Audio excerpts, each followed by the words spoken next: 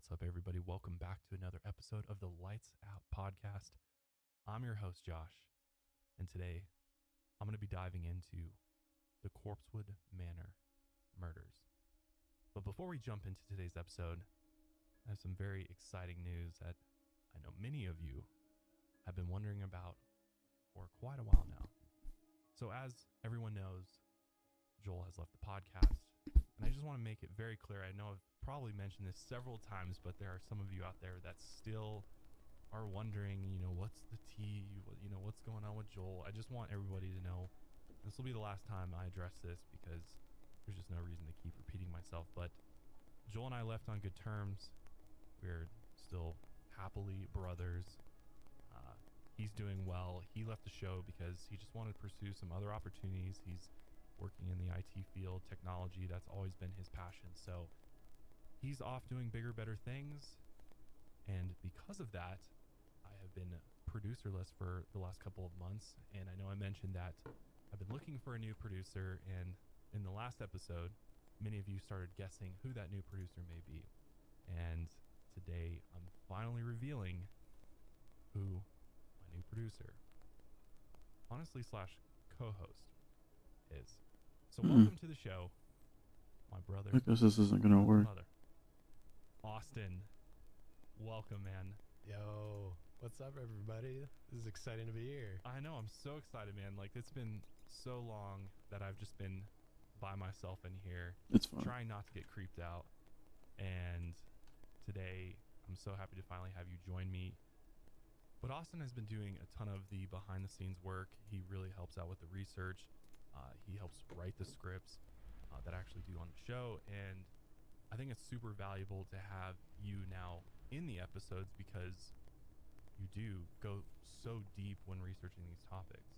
Yeah, I try to get everything, and if I ever miss anything out there, don't burn me at the stake. I try my best out here. And also, I thought you would be a great fit for the show because not only do we kind of look alike, I feel like we kind of do look like brothers, and I feel like some people out there might even get it confused. I'm like, wait, is this your other brother? But yeah, the mustache and the beard, right? Exactly. But also just, I wanted to make sure that whoever I brought onto the show next really fits into what I've really created here, because I know I like the certain vibe that the show has. I like the sort of laid back chillness to it. I know some of you even fall asleep to Lights Out, so I didn't want to bring somebody on here that maybe is like the polar opposite of myself, like as like, hey, how's it going, everybody? It's like talks completely different, maybe just too jarring to the listener. Versus I don't have enough coffee in me to get that amped. It takes a lot to get me that amped. I mean, it's just, I think there's also a certain seriousness to the show, and a lot of the topics we cover are just so brutal oftentimes that I just feel like it's important to bring that level of seriousness and respect to these episodes, and to have somebody that is able to deliver, the content in that way as well, whoever's on the show. So I'm very excited that Austin's here. He is not going to be here every episode from here on out right now because you don't live here. Yeah, I'm actually from Hamtramck, Michigan. Shout out to Hamtramck. It's a small enclave city that's actually within Detroit.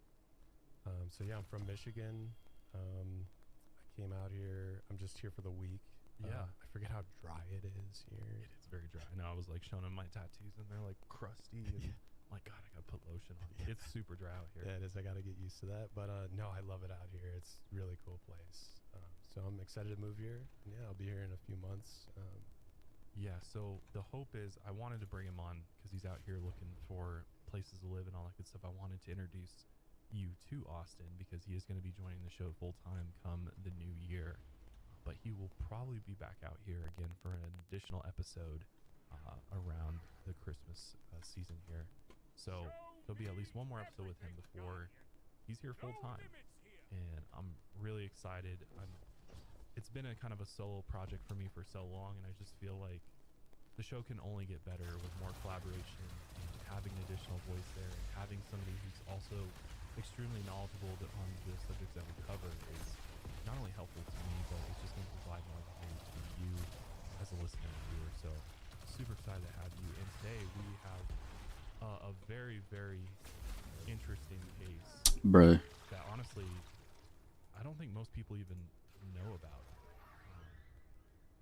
The murders that took place at Corpsewood Manor in the middle of nowhere in Georgia, and just the people involved with this are very interesting as well.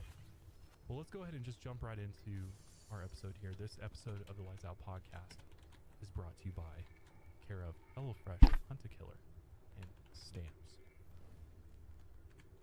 So this case primarily centers around a very, very interesting man by the name Charles Scudder.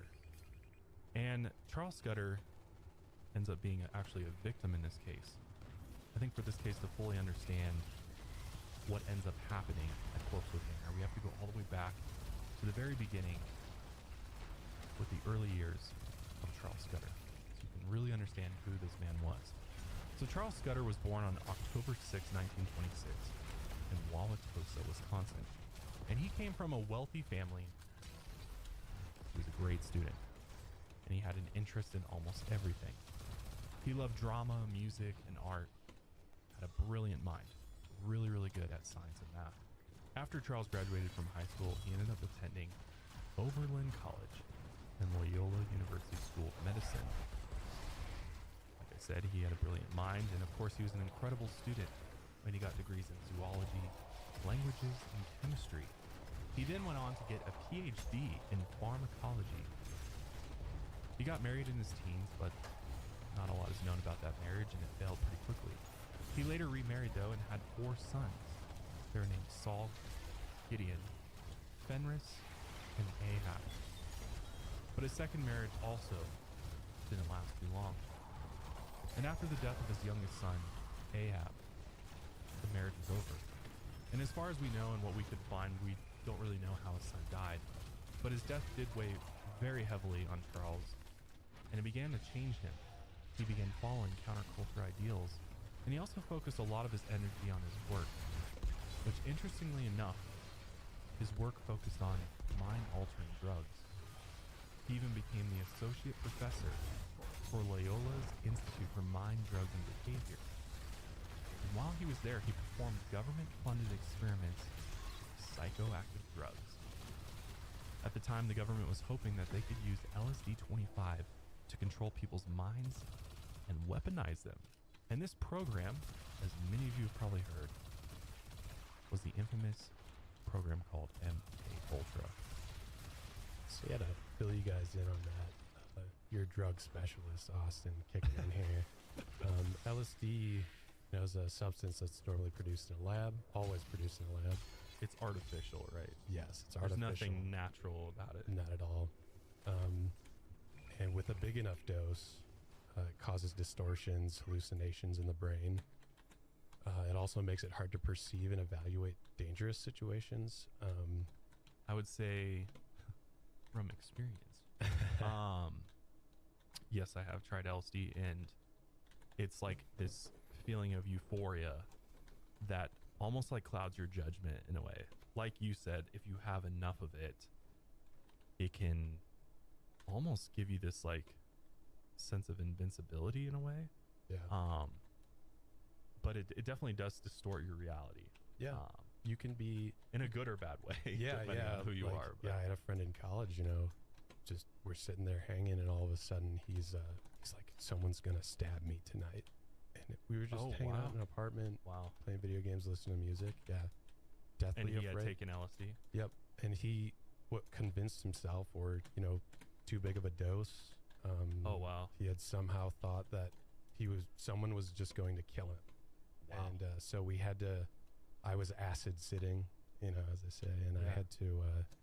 We had to calm him down. I said, "What can I do to make you feel like you're not going to die? Everything's going to be okay." We had to take him. He really wanted to go to this fountain that was a few blocks away. So I was like, "I'll take you to the fountain. We'll listen to some music. We'll lay down, relax." Sure. Eventually, he came down. Yeah. Oh, he calmed down. So it was good, but yeah, I've seen both good and bad of mind-altering drugs, and I think it's it depends on the user. Totally Depends on where their headspace is at when they take the drug. How much they're taking. No, that's a really good point. Yeah, there's so many stories like that. I mean, luckily for me, I've never had a negative experience with any sort of mind altering drug, because of the importance of. I always learned that set and setting and mind state are everything. Like you don't Huge. want to do. These drugs are very powerful, and I mean, hence why the government was trying to experiment with them, because if you find the right people, if you found a person that you feel like would be susceptible to this drug, it can convince you of things that aren't real. It can, they are able to almost weaponize it in a way, and use it against you, or alter your mind to then do their bidding, which was kind of like, in short, what MK Ultra was. But it's interesting. LSD, does kind of play a factor throughout this case, which is why we're talking about it. But we wanted to give you a little bit of background because not everybody's tried LSD before, and I think it's important to understand the effects of it. And again, like, it's how much you take, where you're taking it, who you're taking it with. But in large doses, I can totally see how it could totally screw with your mind. I mean, it's one of those drugs I always like to say is like, it puts you in like a thought loop. Like, it puts your brain into overdrive is the best way I can describe it. It's like flips a switch in your brain, and then all of a sudden your brain's working way faster and harder than it ever has before. And if you have negative things going on in your life, or you go to a negative place, if you're not able to pull yourself out of that, or have, like you did, pull your friend out of that, bad things can happen. Yeah, for sure. You either produce Sergeant Pepper's because you're the Beatles, or you think you're gonna die. It has a very polarizing effect. LSD specifically too is just such a potent drug too, and it really does, it can provide that amazing experience. But and the MK Ultra, I mean, that's so what they were doing essentially. Sometimes you can find a million documentaries if you really want to. A lot of the times their subjects, they knew they were a part of this experiment, but sometimes they didn't know when they were being dosed. So it would just be a Wednesday at 4 p.m. and you're drinking your tea, and all of a sudden you're like, why am I feeling like this? So there are stories of people, I don't know, crazy things happening to their test subjects and stuff.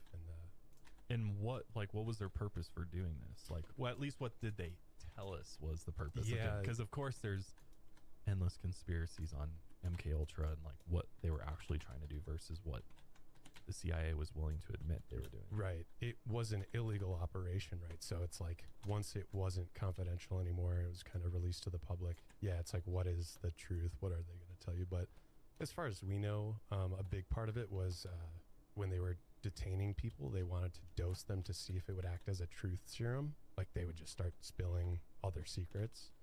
To hopefully be used by the military against our adversaries. Exactly. To extract information from, which I huge. Can see the thought process behind that, but it's also totally fucked at the same time. Like, right. Yeah. Just like unknowingly giving people large doses of, and then how would you know you're even getting the right information? Because what are people gonna fucking come up with if they're tripping on a heroic dose of LSD? Like, you never know what they're gonna come up with. Exactly. Yeah, it's kind of like, it's funny they thought it would be a truth serum when it's a mind altering drug. Yeah, it's kind of it just shows the understanding around, especially psychedelics at the time too, like trying to use them for, they're really supposed to be used for this purpose, but we're gonna try to weaponize it and make it something that we can give to people that we capture in war and things like that. It's MK Ultra is really interesting, which, by the way, if you want more information on MK Ultra, I actually did an episode on my other podcast, Mile Higher Podcast, covering the whole program kind of from start to finish, as well as covering some of the conspiracies around it. So if you're interested in that, it's out there. But anyways, back to Charles. So Charles is got a pharmacology degree, PhD, and he's working with these psychoactive drugs.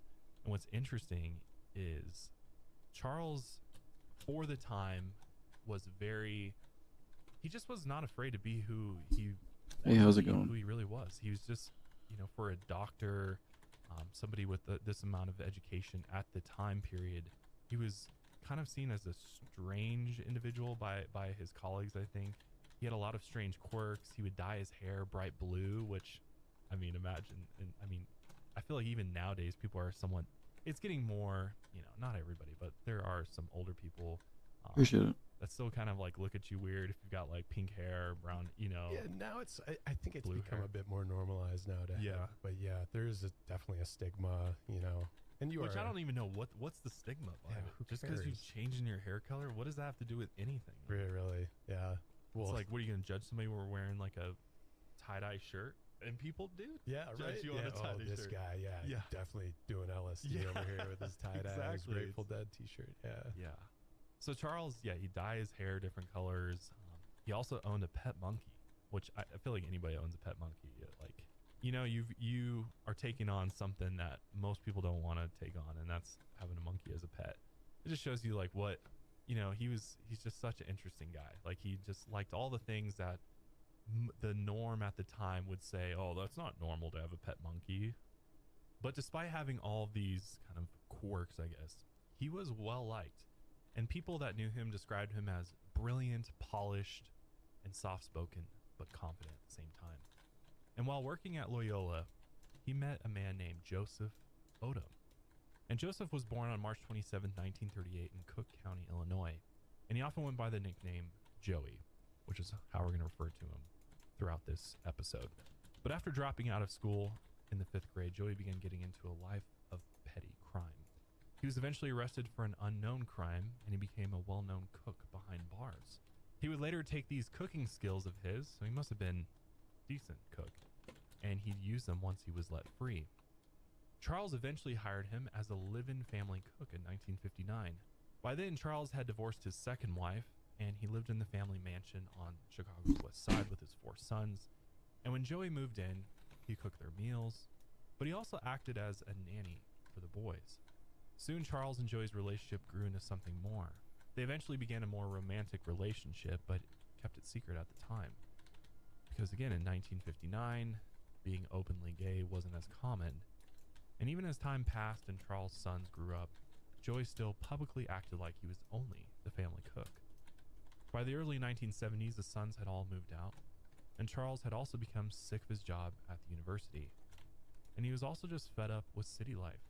He'd always talked about how he desperately wanted to escape from the high taxes and bills in the city, and he felt like his old neighborhood had fallen apart as the decades passed. He even called it an urban ghetto. Crime had increased and the city was quickly changing. At the same time, he dove into a magazine called Mother Earth News, which promotes renewable energy, recycling, and sustainable farms. Charles' parents had recently passed away, and he had inherited $40,000 from his mother's estate. So at almost 50 years old, Charles chose an isolated spot in the middle of the North Georgia woods to start a new, off-the-grid life with his lover, Joey. It was a spot in the mountains just outside of Tryon. It had once been Native American land. I mean, pretty much all the United States was once Native American land. But obviously they were moved off of the land and forced onto the Trail of Tears.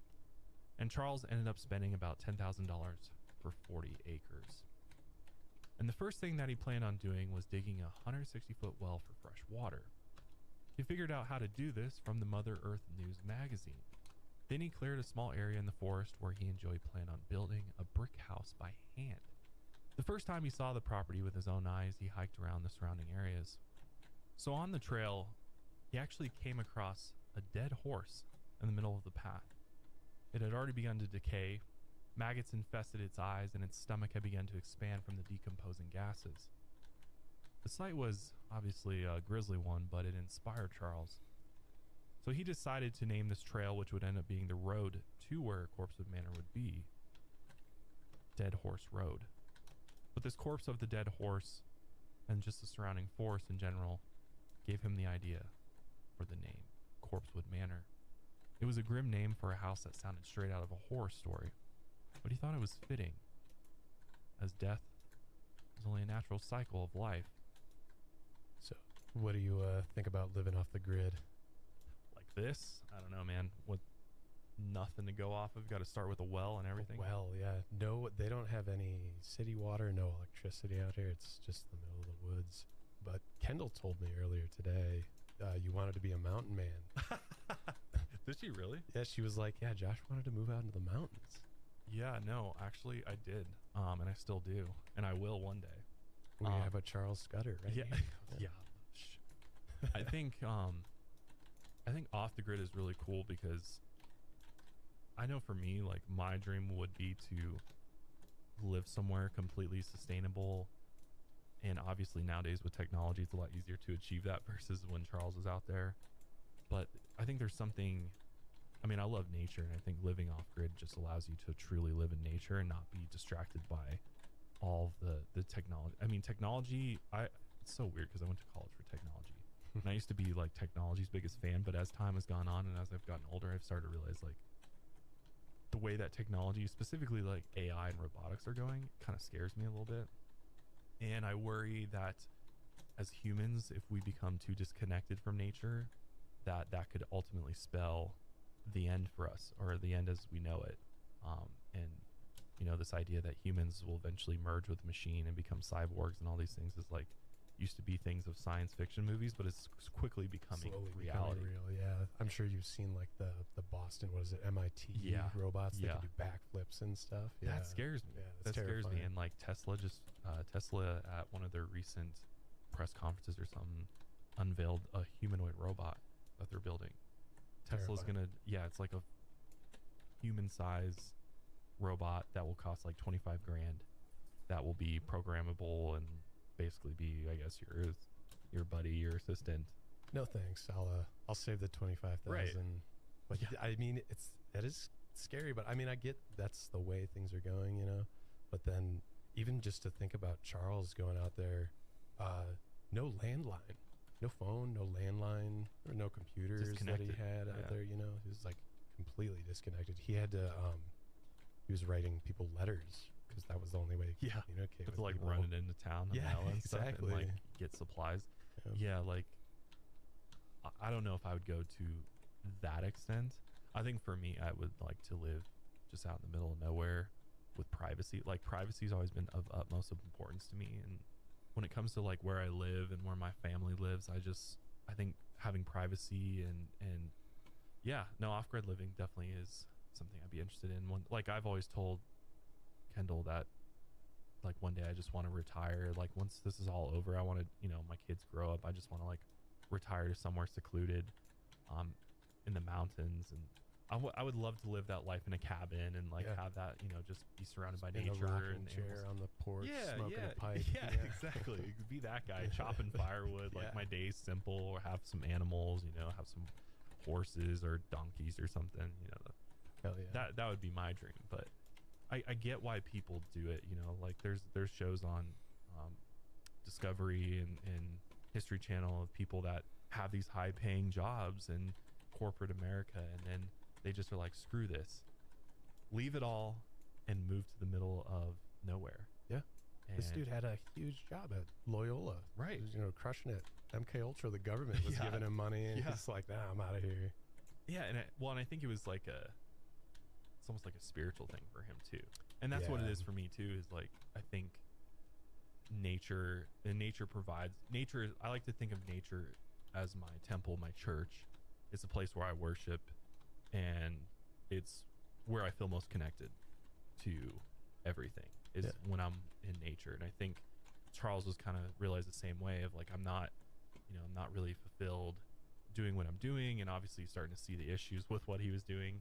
And so getting away from it all and really being able to also just pursue living life the way you truly want to live it. And I think that was difficult at in the time period, because he's a gay man. He's very he's just kind of out there of who he is, and he's not afraid to just be himself. And I think realizing that if I go out in the middle of nowhere, I can really create my own, you can kind of create your own universe in a way. And that's the beauty of it, is that no one knows where you're at, and you can really do whatever you want. And that's kind of cool, is like in the city, you can't do whatever you want. You can't, there's so many people around that they're going to notice that you're doing something that is not the norm, or maybe they question, and it becomes this big deal. But what's the easiest way to get ultimate freedom? Go where no one will find you. Just go where no one will find you. Agreed. So obviously, hosting this podcast, I cover tons of mysteries, tons of true crime, and I'm just one of those people who can't ever get enough of it. It's always been an interest of mine. And what's really cool is there's a company called Hunt-A-Killer. So what's really cool about Hunt-A-Killer is they have a couple different games you can play. The one that I have here is called Dead Below Deck. And what I really like about their games is that you have to get together, you have to look at evidence, which the evidence that they provide, like dossiers, letters, all sorts of different things, are very authentic feeling. It's not like just, cheap piece of paper or anything. What's cool is you get to eliminate suspects and ultimately solve a murder and catch the killer, which is actually a lot of fun when you do it with your friends and family. So Hunt-A-Killer, you get to lose yourself in this immersive experience. This is perfect for those who are looking to get sucked in to a story that really intrigues you. The games are full of puzzles, ciphers, etc., and there's different difficulties available. And just like real detective work, you must establish means, motive, and opportunity for each suspect. Hunt-A-Killer has the subscription, which many of you have heard of before, but they also have a ton of all-in-one games. So give Hunt-A-Killer a try. It truly is a lot of fun. I enjoy doing it with all my friends on game night. And right now you can go to huntakiller.com/lightsout and use code lightsout for $10 off your order today. Thank you, Hunt-A-Killer, for sponsoring this episode. So on Charles' 50th birthday, he resigned from his job at Loyola. He bought a brand new Jeep and a small camper, and he set out for his plot of land in Georgia. He left most of his possessions behind, but he brought along Joey and his 2 big mastiffs with him. What's interesting about Charles is that he actually named one of his mastiffs Beelzebub, which I have used this name before. I've actually talked about this. It's a demon in ancient text, but it's also another name for the devil. But the other mastiff was named Arseneth, which is named after an H.P. Lovecraft character. Charles also brought along some antiques, books, and his personal golden harp. Once they got out to his property, it would actually take them about 2 years to build the main section of the brick house. And since he had no room for his harp and antiques, he had to keep them outside for a while. Even though he was trying to shed his life of possessions, he just couldn't give up the golden harp. It was really his way to entertain guests, and he was known by his friends and family as a great player.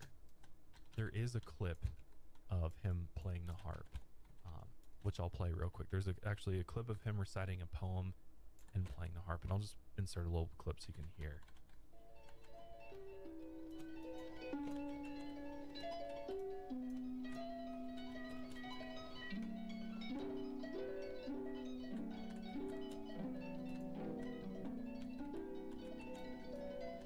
When the stars threw down their spears and watered heaven with their tears, did he smile his work to see?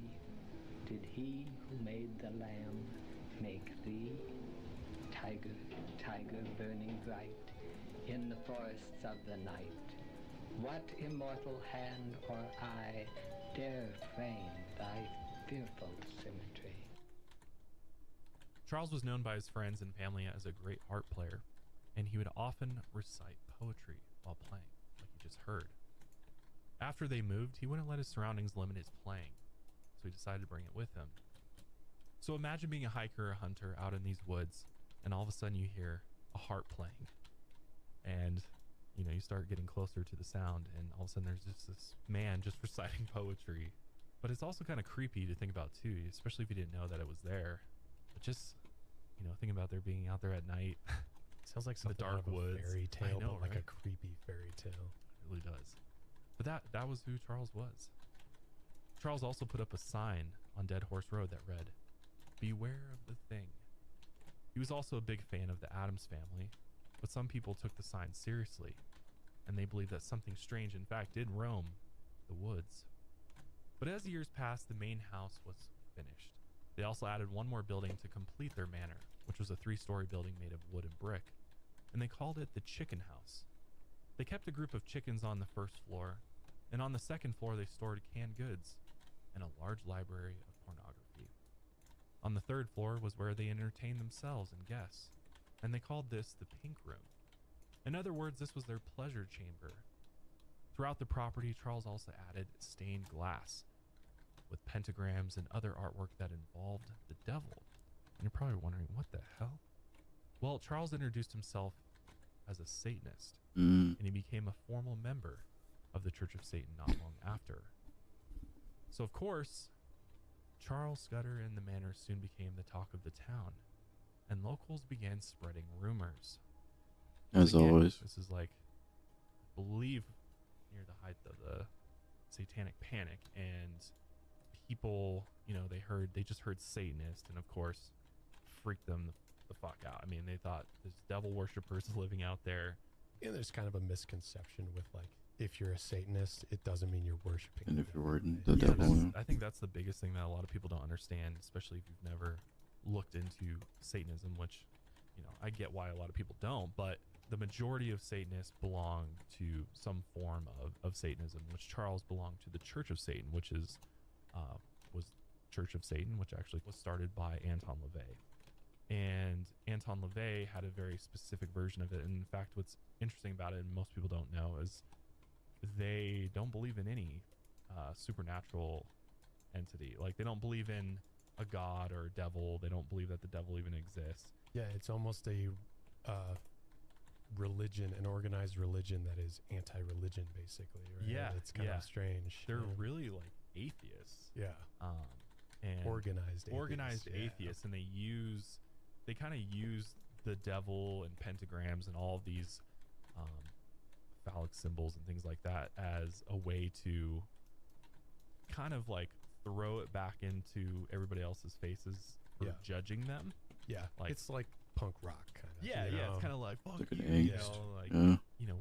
We laugh at the idea that you think that we're these devil worshipping, like, evil people, but in fact we're not at all, and we're just people who believe in doing what they want and not being told how to do things or live their life or what to believe in. And that's just all this in a very, very simple terms. Obviously, I am not, just to clarify, I'm not a Satanist. I do not belong to the Church of Satan or anything like that. I do find it interesting though, and I think it's very misunderstood. Yeah, it's more of like we want to understand it, Yeah, it's important, especially in the context of Charles Scudder, that we understand what type of Satanist he was, because the rumors at the time was that here's this guy, this weird dude out in the middle of the Georgia woods, and he's doing all these satanic rituals inside his home, and he's probably doing all this weird, creepy, evil shit. But as far as we know, Charles obviously came from a background of psychoactive drugs, and if you look into some satanic rituals, there's a lot of it involves sex and taking drugs and things like that. So What freezes that me? sort of behavior did take place at the Corpsewood Manor, specifically in Charles' pink room. This is where he really could be free about his sexuality, and he really liked this about the Church of Satan, that they really reinforced this, as this was one of the few religions that respected the idea of every consenting adult's right to sexual activity, which again in the 70s, being a gay man or having sex with the same sex just wasn't accepted in the mainstream. So Charles liked the church's idea of doing what makes you happy as long as it doesn't harm anyone else. He also liked displaying satanic images around the manor to get a rise out of people, because again, that's why they do it, is it gets it's like proves their point by doing these things. But this was all in character for Charles. It's the very same reason he dyed his hair, and he once had a pet monkey. Charles Scudder loved to draw attention. As the holiday season approaches, the days get shorter, calendars fill up, and to-do lists seem to get longer than ever. It's important to make sure you're still taking care of you, and Care of makes that as effortless as possible. I've been using Care of for, probably over a year now, and I absolutely love it. Before Care of, I had no idea what types of vitamins, supplements I needed to take on a daily basis, but with their very, very intuitive quiz, after taking that, they recommend via experts what types of vitamins and supplements might be best for you. And what's cool about it is that you can customize it to what you want. You don't have to go with the experts' recommendations. You can pick and choose, and you can add and remove as you see fit. But what's great about Care of is that they take away the thinking behind figuring out what vitamins you need, then making sure you always have them, because once you start taking vitamins, you want to take them, on a routine. So Care of, they deliver it all in this convenient box. Everything's pre-packaged. You don't have to open a bunch of different bottles. And the packs even come printed with your name on it, so that way people don't get confused. And their whole quiz is based around your lifestyle, what your health goals are, and they give you those recommendations based on how you answer their quiz. They also give you tools and products to feel a difference in your health routine, like their free app that gives you daily reminders to take your vitamins and rewards you with exclusive discounts. If you haven't tried Care of yet, definitely check them out, because right now you can get 50% off your first Care of order when you go to takecareof.com and enter code LightsOut50. Get 50% off your first Care of order. Go to takecareof.com and enter code LightsOut50. So Charles and Joey quickly became known for their Satanism and their counterculture lifestyle. They were also known for drugs, sexual freedom, and homemade wine. This is what attracted countless rumors around the small town of northern Georgia. Curious young people in the small town had nothing better to do than drive up Dead Horse Road to Corpsewood Manor and see what was going on. The age of consent in Georgia was 14 years old at the time, but supposedly Charles only let people in who were 17 or older. And in the fall of 1982, Charles first met a man named Tony West and another man named Avery Brock. And Charles had no idea that these two young men would change his life at Corpsewood Manor forever. So let's dive into who Tony West, or Samuel Tony West, was. So Samuel Tony West, who went by Tony, was born on August 11, 1952. And he grew up in a poor family, and early on his father seemed to be cursed with bad luck. Even before Tony was born, his father suffered a serious injury in a train accident which led to neck and back pain for the rest of his life. The family's main income was his father's disability checks and the odd jobs he picked up through the years. When Tony was only 10, his father tragically died in a fiery car accident. He had actually lost control of the car as it slid off the road and smashed into a telephone pole. The car was mangled, and it took the firefighters hours to retrieve the body from the car. His neck was actually shattered, and he died almost instantly. But this death was a huge blow to the family. Not only was it traumatic, but now the family had no income. And his mother struggled to raise the children after that.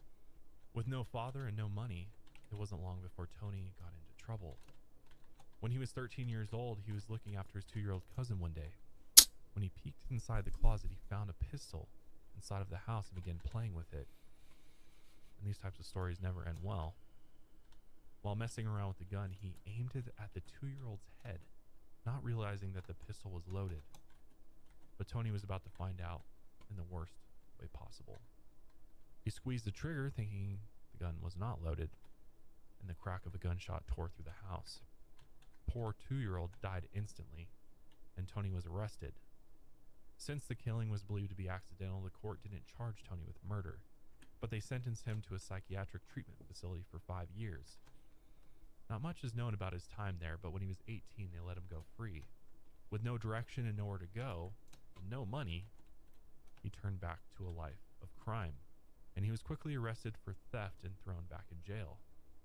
Again, not much is known about him for the next few years of his life, except for a few run-ins he had with the law for petty crime. His own family even called him a bad seed.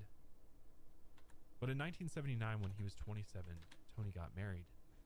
One night during family dinner, he got into a heated argument with his brother-in-law, Kenneth Todd, who had just escaped from prison. Tony got heated and he pulled a pistol out and shot Kenneth 4 times. Damn. The small .22 caliber bullets hit him once in the stomach, the head, and twice in the back. They rushed Kenneth to the hospital where he survived his injuries.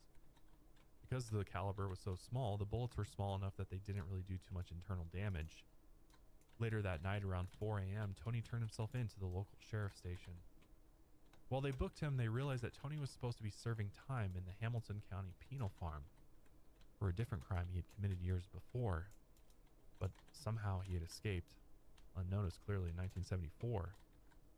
What's worse was that when they charged him for shooting his brother-in-law, he pleaded no contest, and the court didn't even add any more punishment for him escaping his last sentence. How crazy is that? Totally different time. They only sentenced him to 3 years in prison, and this time they locked him in a high-security prison so that the guy couldn't escape again. But he wasn't forced to serve the rest of his original sentence. After he went to prison, his first wife divorced him, and after serving a sentence, he was let free. Just like when he was 18, he had no direction, nowhere to go, and again, no money. So he ended up moving into an old trailer home that his sister owned. This was just a few miles outside of Tryon, Georgia. In the trailer park, Tony met a 17-year-old named Avery Brock. Avery was born in 1965 in Walker County, Georgia, and just like Tony, he went by his middle name, Avery. This wasn't the only thing they had in common, though. Just like Tony, Avery had also lost his father at an early age. When Avery was only about 7 years old, his father died of a cerebral hemorrhage. Avery's mother eventually remarried, and he had an absolutely terrible relationship with his stepfather. He was very strict and cruel, especially to Avery, and at times he physically abused him. By the time Avery was 17, he had dropped out of school and found odd jobs around town. He chopped wood and mowed lawns. He did anything he could to make money so that he could finally become independent. And the people he worked for always said he was reliable and hardworking. Right before he met Tony, Avery was kicked out of the house. And now Tony and Avery had a few more things in common. Again, no direction, nowhere to go, and no money. Avery did everything he could to survive on the streets. He occasionally stole food from the local grocery stores to survive. Since Tony saw he was struggling, he offered to let Avery move into the mobile home with him. So Avery gladly accepted. Although there was no electricity or water, but at least he wasn't out sleeping on the cold streets. By this point, Avery would take anything he could get, and he was thankful for Tony. Despite having a 13-year age difference, Tony and Avery formed a close bond. And soon enough, they also found out that they had one more thing in common: their drug use. They both loved huffing a mixture of paint thinner and glue. They didn't have any money, so drugs were hard to come by. But huffing was one of the cheapest ways to get high. Same as LSD thing? That had a powerful solvent. Throughout the drug-hidden underbelly of northern Georgia, they eventually heard rumors of this place called the Corpsewood Manor. The property's owner, Dr. Charles Scudder, had become known around town as this eccentric character, and he gained popularity around the town for a strange house out in the middle of the woods. Avery came by a few times and enjoyed the warm hospitality. He even got permission from Charles to come have a few drinks and hunt on his property whenever he wanted. Charles was absolutely welcoming to everyone who wanted to visit his home, and he often invited people by writing them personal letters. For the people he was sexually interested in, he often added explicit details to his letters and even added a few nude photos. He never pushed anyone, though, to go inside the chicken house or take drugs. Everyone was free to do what they wanted. Charles' goal was to create a safe space for people to open themselves up to new experiences. Avery eventually convinced Tony to go up there with him to get a few free drinks. But Tony didn't know what kind of place it was exactly. When they got there, Charles brought them to the chicken house and took them up to the 3rd floor. Again, this was called the Pink Room. No one was allowed inside the main house, as this was strictly for Charles, Joey, and their 2 dogs. Plus, Joey mostly stayed in the main house. He had recently suffered serious injuries from a car accident that affected his head and limbs. He was never really the same after that car accident. And when Tony, Charles, and Avery got inside the chicken house, Tony noticed the chicken house had a sign-in book. It also acted as a diary for everyone who had been there. They would sign their names, left notes, and there was also a section in the book to mention their sexual preferences. The 3 of them hung out for a while and drank some watermelon wine up in the Pink Room. And since the homemade wine usually came in several gallons, they got pretty drunk. At some point in the day, Charles approached Avery, pulled down his pants, and began giving him a blowjob. Tony just sat there watching. And when Charles noticed Tony eyeing him, he also offered him a blowjob. But Tony declined. After the night was over, Avery and Tony drove back to the trailer park in silence. And after a while, Avery finally broke the awkward silence, and he told Tony that he swore he wasn't gay, and he told Tony to never tell anyone about what he had seen. Once they got back, they just went to sleep. And by the next morning, Avery was even more worked up about what had happened the night before. He told Tony that he thought Charles intentionally got him drunk and took advantage of him. But Tony had known Avery for a while, and he had had his own suspicions about Avery's sexuality. And he knew that Avery had been up to the manor a handful of times before, so this probably wasn't the first time that Avery had engaged in sexual relations at Corpsewood Manor. But that morning, Avery kept ranting about how he wasn't gay and Charles had taken advantage of him. Tony thought he might have just been embarrassed about the whole thing, but things got even more heated when Avery began threatening to kill Charles. Then he tried to convince Tony that he should help him by saying that they had a bunch of antiques inside the house that were worth a bunch of money. Avery knew that Tony was motivated by money, and as much as he wanted money, Tony had only been up in the Pink Room. So he had only seen the chickens, food, and pornography, and there definitely wasn't any valuables. But Avery insisted that there was a huge fortune inside the main house, and he convinced Tony that Charles and Joey were rich. and they stored their money somewhere inside of that main house. The more he sold the idea to Tony, the more he bought in. Then Avery followed an interesting train of thought to convince him further. If Charles loved being off the grid, he probably didn't trust banks. And if he didn't trust the banks, his fortune must have been stashed in the main house.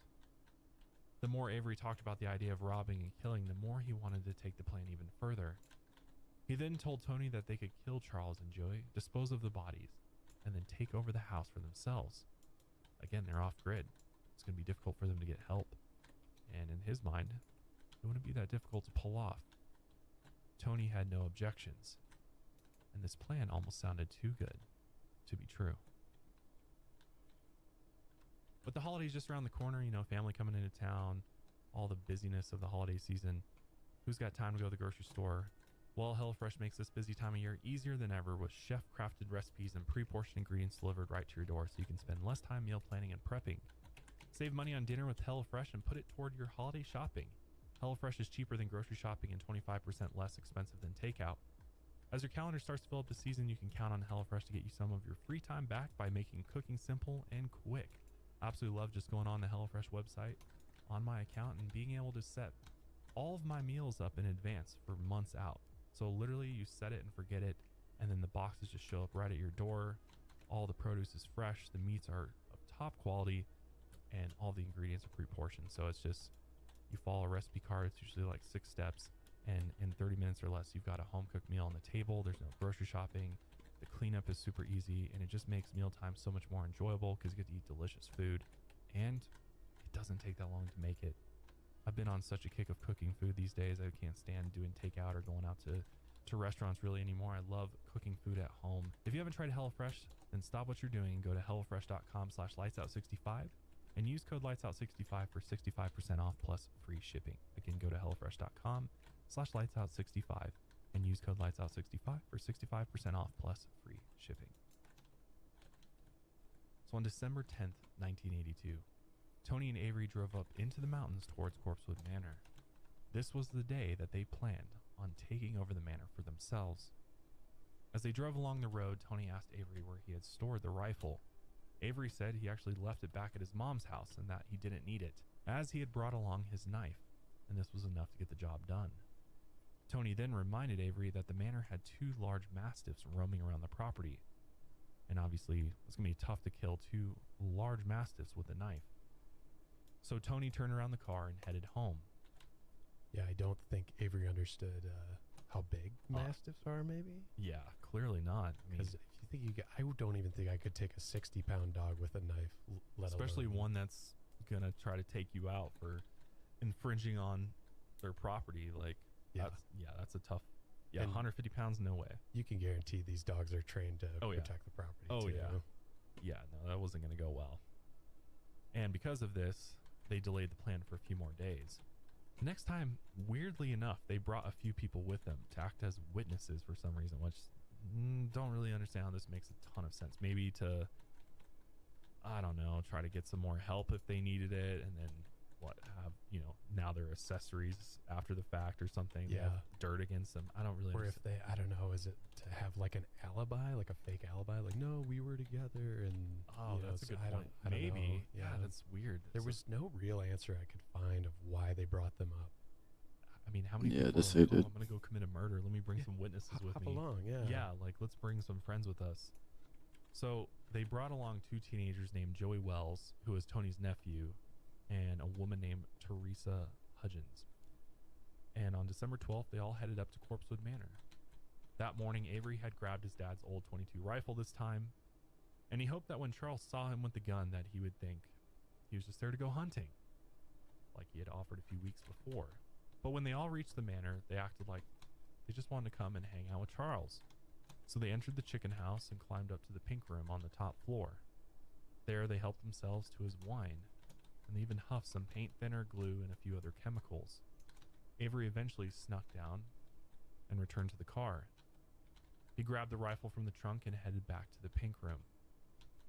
When he got back into the room, no one seemed to care that he had a gun with him, as they were all pretty drunk at this point and too high to care. Charles just kept up his conversation with Tony like everything was normal. but Avery decided it was time.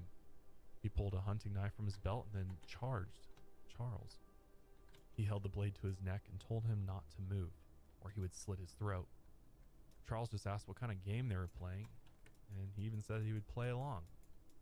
Some believe that Charles knew what was going on and what was about to happen, but he was trying to defuse the situation by, just pretending that they were playing this trick on him or a game of some sort.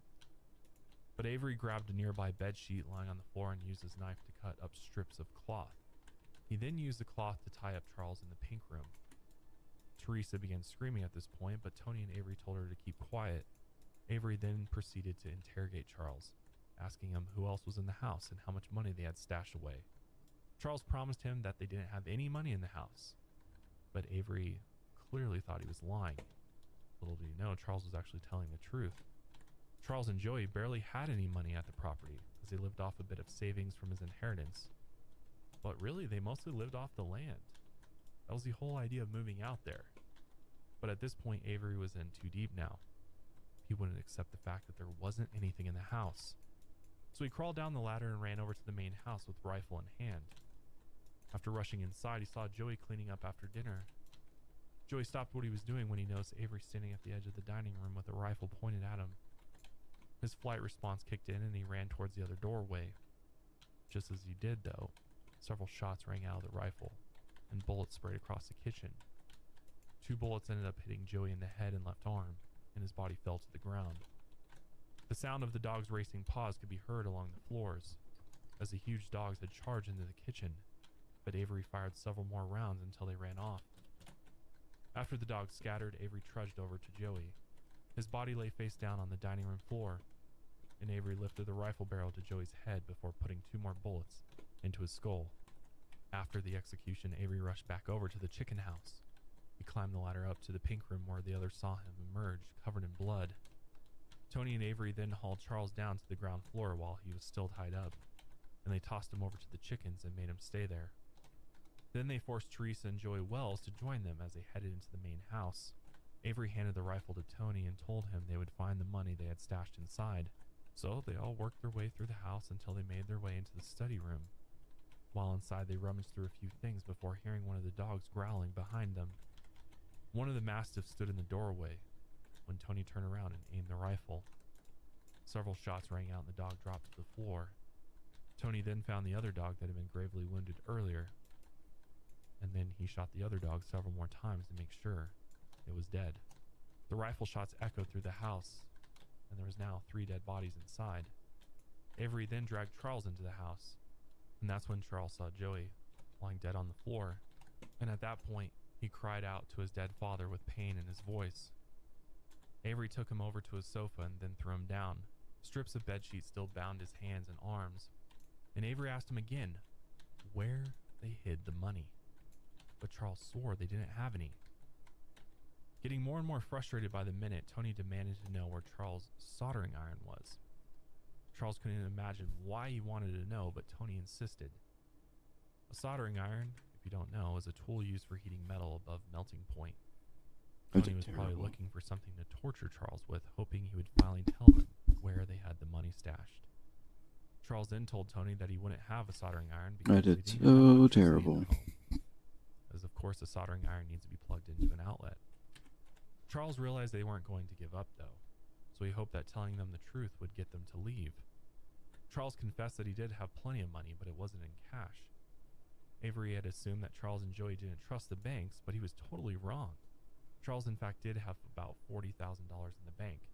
He had made money from his pension, his mother's death, and the sale of his old house in Chicago, but he had kept almost all of it in a savings account and treasury bills. They were paid out $200 a month from his mother's inheritance.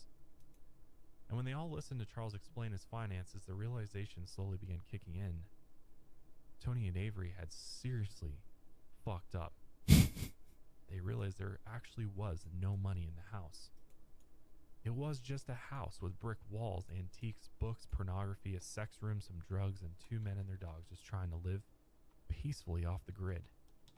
Now 1 of the men and 2 of the dogs were dead, and they had taken everything from Charles and got nothing in return. Meanwhile, Teresa stood and watched in horror as Tony and Avery terrorized the household for nothing. She watched as Charles tried to get up from the sofa, but Tony shoved him back down. Again, he got up and started walking towards Joey's dead body down the hall. Tony pointed the rifle at Charles, demanding that he sit back down, but Charles refused. At this point, he had nothing more to lose. Joey and his beloved dogs were dead, and his home had now become a place of haunted memories. So Charles just kept on walking. And at that point, another shot rang out, and a bullet tore into the back of Charles' skull. He stumbled and fell down to one knee, but he wasn't dead. He tried to regain his strength when Tony approached him and pushed the gun barrel up to Charles' right temple.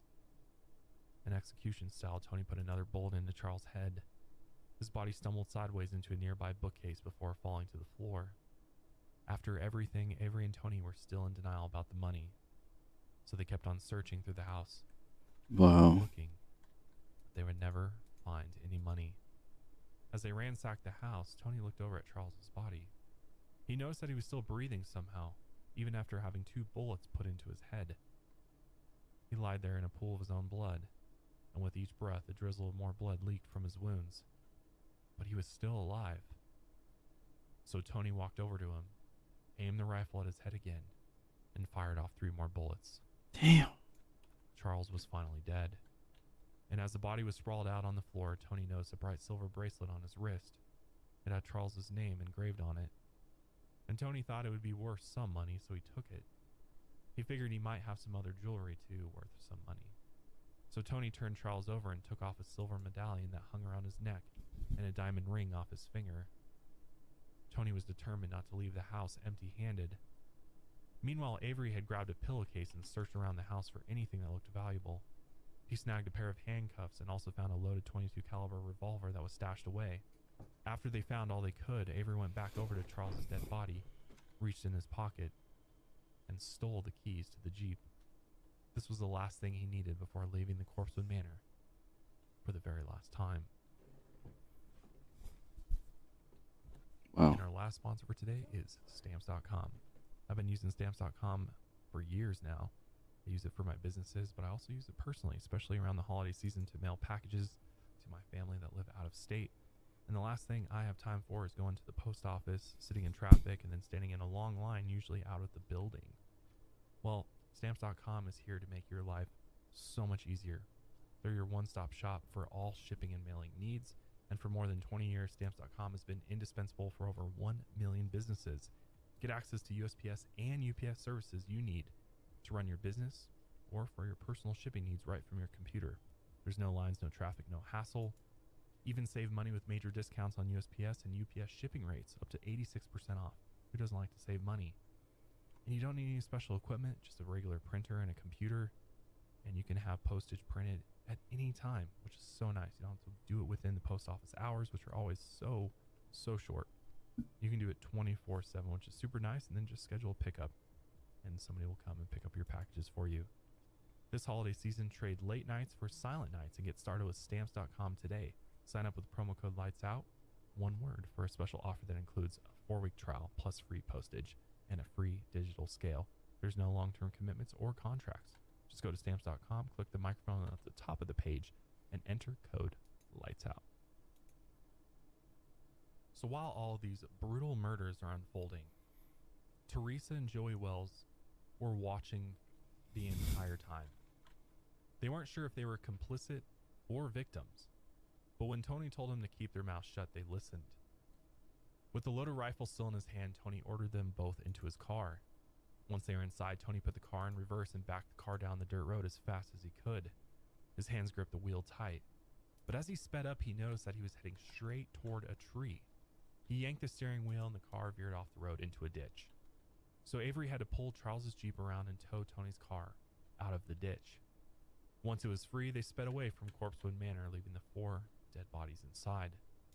The crew got back to Tony's mobile home in the trailer park, and now they needed to lie low and figure out how to get out of town. Tony offered to sell his car to Joey Wells. Joey dug around his pockets before pulling out $7 in cash. It was all he had. Joey told him he could get $68 the next time he saw him. So Tony took the crumpled up dollar bills and handed Joey Wells the keys. With the deal made, Joey Wells and Teresa headed back to Joey's place. Once they got there, Teresa wanted to immediately call the police. But Joey didn't want to rat out his Uncle Tony, so he refused. Joey's mom eventually drove Teresa home, and during the car ride, Teresa spilled the beans about everything that had happened. She told her about the drugs, the murders, and the robbery, but Joey's mom promised her son she wouldn't tell the police. But now they had a problem. They thought Teresa would eventually reach out and contact the police on her own. So Joey's mom had Teresa go and pick up her 2-year-old daughter from school, and when they got back to the house, they forced Teresa into a bedroom and locked her inside, and they kept her locked there for 4 days straight.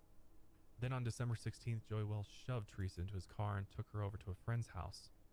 Here, Teresa managed to find a phone and get in contact with her uncle. Meanwhile, Avery and Tony packed up what they had and told their families they were heading to Florida, but really they were heading to the Mexican border. On the way there, they pulled into a rest stop to sleep for the night. The rest stop was empty, so it was safe to rest there for a while. The next morning, they woke up and noticed another car at the rest stop. Inside the car was U.S. Navy Lieutenant Kirby Phelps, who was sleeping in the front seat. Tony then got an idea. With no one else around besides Avery, Tony grabbed Charles's old .22 revolver from the back seat. He walked over to the other man's car and tapped on the window with the barrel of the gun. Kirby woke up and saw Tony flashing the handgun. Raising his hands, he told Tony he could take whatever he wanted. So Tony yanked open the door, slapped a pair of handcuffs on Kirby, and dragged him out into the woods. It became obvious to Kirby that this wasn't a typical robbery. So when Tony unlocked one of the cuffs to try and lock Kirby to a tree, Kirby actually broke free and punched Tony in the head. Tony briefly stumbled back and then reached for his pistol. He quickly aimed and pulled the trigger several times. 3 bullets went into Kirby's head before he dropped to the grass. Damn. Tony then stole Kirby's wallet and keys and left him in the woods. When he got back to the parking lot, Tony told Avery to take the Jeep while Tony drove Kirby's car. They drove the Jeep to a hidden spot in the woods and abandoned it. Then they both got into Kirby's car and fled the scene. On December 15th, there was a few men that had gone out into the woods with metal detectors. They had gone out there planning to look for old Civil War relics, but what they found was Kirby's decomposing body with 3 bullet wounds in his head. He had no ID on him, so when police recovered his body, Kirby was just another John Doe. That same day, a man named Raymond Williams had stopped by Corpsewood Manor. He was there to break the news to Charles and Joey about a mutual friend passing away. When Raymond pulled up to the house, he noticed that the Jeep was gone, so he figured that they had just gone into town to get groceries and supplies. They usually did that about once a month anyways. So Raymond left and came back the next day, but the Jeep was still not there. At this point, he began to think something was wrong. It wasn't like his friends had been gone from Corpsewood for more than a day, and none of the friends had heard that Charles and Joey were going on vacation or anything like that, so they should be home. So Raymond got out of his car and walked up to the house. First, he noticed the front door was open, and when he took a peek inside, he spotted a few bullet holes that riddled the walls. The air also smelled rancid, like death. He immediately left and called police. Several deputies from the nearby sheriff's department arrived and discovered the grisly scene. They found Joey's body near the south entrance and Charles' body in the next room. Both were found face down in their own blood, and more blood was found across the house. Charles' arms were still bound with bedsheets. The department arrived and discovered the grisly scene. They found Joey's body near the south entrance and Charles' body in the next room. Both were found face down in their own blood, and more blood was found across the house. And Charles' arms were still bound with bedsheets. Their 2 mastiffs' bodies were tucked into the corner of another room near a wood stove. Supposedly, the smell of death and rotting food was so strong inside the house that investigators had to take breaks outside just to get some fresh air. The deputies also took note that both Charles and Joey seemed to had not had a shower in a while. Charles even had grown one of his toenails over an inch long. After discovering the scene, the deputies then go out and sweep the rest of the property. And at the same time, the abandoned Jeep was discovered over in Tallulah, Louisiana. Tallulah police called the sheriff's station in Georgia to report the vehicle, as they had found .22 caliber bullets inside the Jeep. Kirby, Charles, and Joey had all been killed with .22 caliber bullets. The police thought it was plausible that there were 1 or more interstate killers on the loose, and that most likely they were probably in the victim's stolen car. On December 16th, Teresa was able to finally reach a telephone and call her uncle after being locked away in Joey Wells' house for 4 days. She then called the nearby sheriff's department, and they quickly picked her up and Joey for questioning. They told the sheriff everything that had happened, and with no delay, arrest warrants were issued for both Avery and Tony. At this point, Avery and Tony were far away from Georgia, so a national manhunt began. But on the run, Avery and Tony were having a very rough time. They had reached Texas but had run out of every last penny. Not only that, but they couldn't agree on what to do next.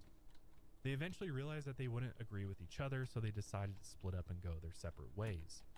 Avery ended up hitchhiking all the way back to Georgia, where he called his mom on a payphone, and he desperately asked her to come pick him up.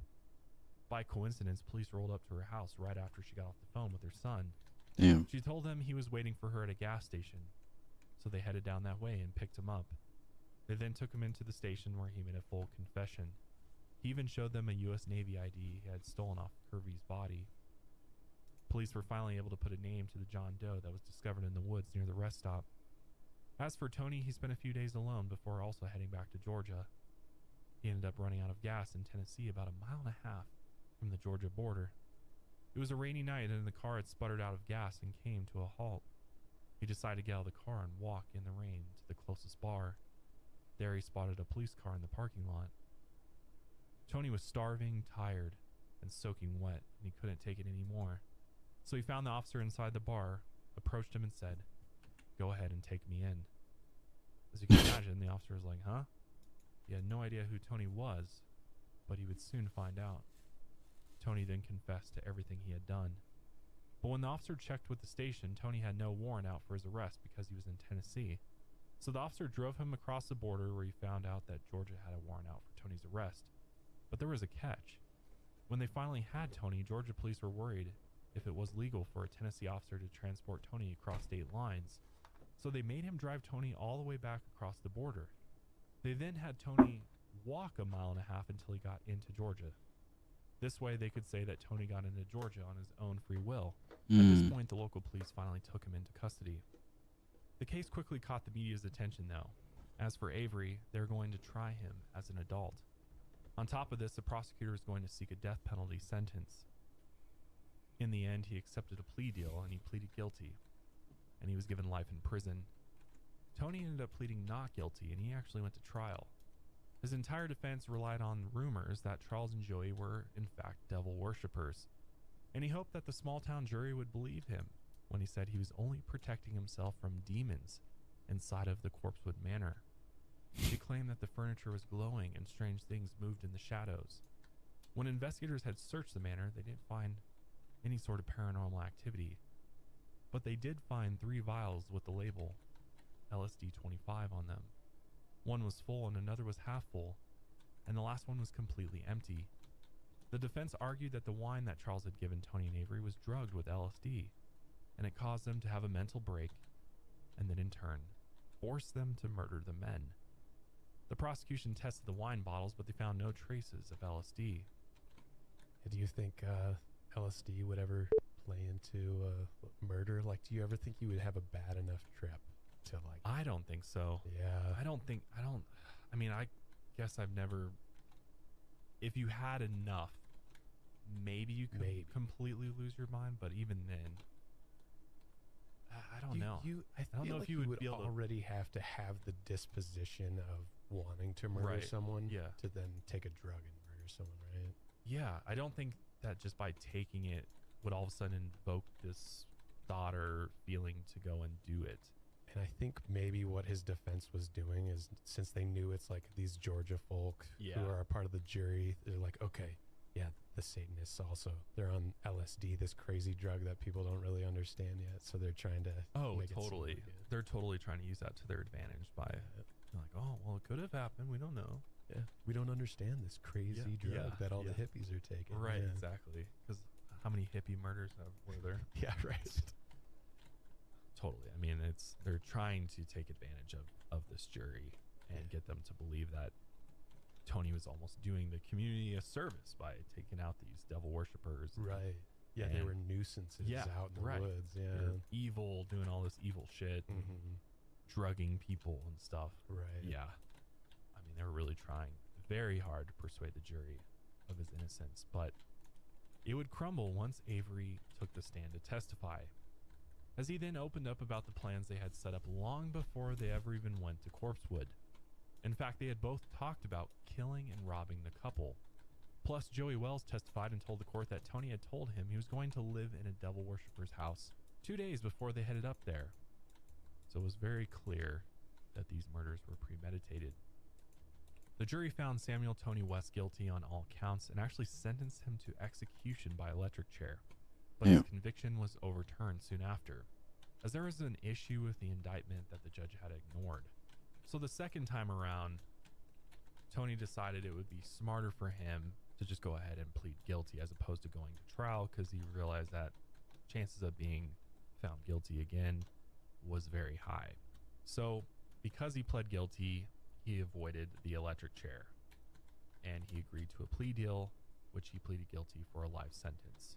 Avery also got life in prison, and in fact, he ended up getting 3 consecutive life terms. So they were both going to be in prison till their very last day.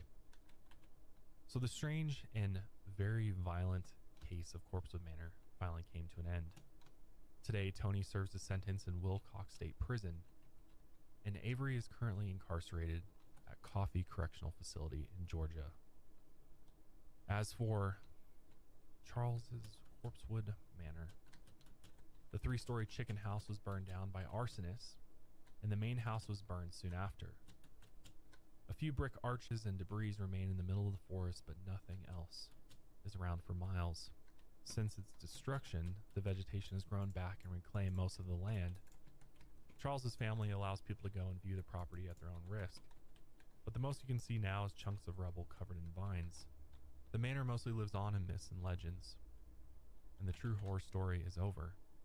But as people dug into the case, some mysteries emerged and countless rumors spread. Apparently something strange had occurred in the main house on the day of the attacks, when Charles had wept over Joey's dead body when they had first gotten into the house. Supposedly he said, and this is quote, "I asked for this." Not many know exactly what he meant by this, but it's up to interpretation. What do you think he meant by that? I asked for this. Yeah, isn't that crazy? I think it can be taken a couple different ways. How I read it, which I don't know. There's a lot of takes on this because it's kind of a vague statement. Yeah. But someone's last words. I mean, you could assume he's in utter shock. Right? Yeah. Which, I mean, people say all sorts of things when you're dealing with trauma. And I mean, he's seeing his dead partner right there. Yeah. But isn't that crazy? He took it on himself. He's like, yeah, I did this to myself almost. And I don't know. I think maybe he had maybe he was considering like his lifestyle is like, yeah, I wanted to go fuck off into the woods, but I didn't realize, maybe inviting every stranger who comes along wasn't a really good idea. Maybe he was considering that, or that makes a lot of sense to me.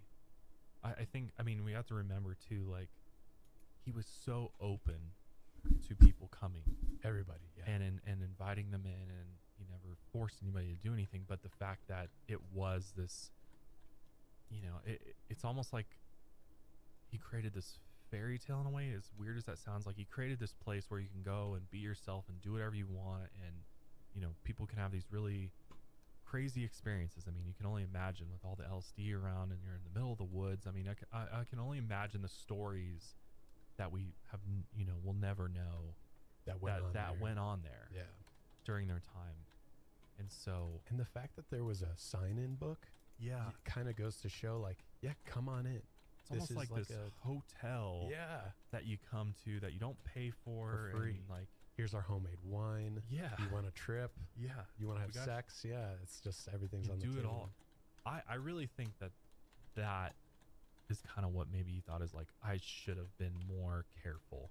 Yeah, in a way, like, I opened us up to this possibility that maybe somewhere along the way the wrong person would come through. Yeah, and I think he had maybe considered it before, even, because he did have a .22 revolver inside his house, right? So maybe he had at one point considered, maybe I do need to protect myself, even though he was so open and welcoming. Maybe he had doubts about it, Well, not to mention this portrait of himself that he had. Yes. That he had done a few months before his murder. And in the portrait, Charles is shown gagged with several bullet wounds in his head. That's what's crazy to me, is like, that's nuts, because there are some people that suggest that maybe Is this 1830? through some of the divination rituals he was doing, that maybe he like had a vision or saw his own death Right. before it happened, which is possible. Oh, it's I mean, it is a 1830. very specific thing to be Yeah. like, not only did I maybe have a vision, yeah, let me hire an artist to, I'll put That's this just in so my strange. house. That's so with strange. bullets To in me. my Yeah, head, that's super strange.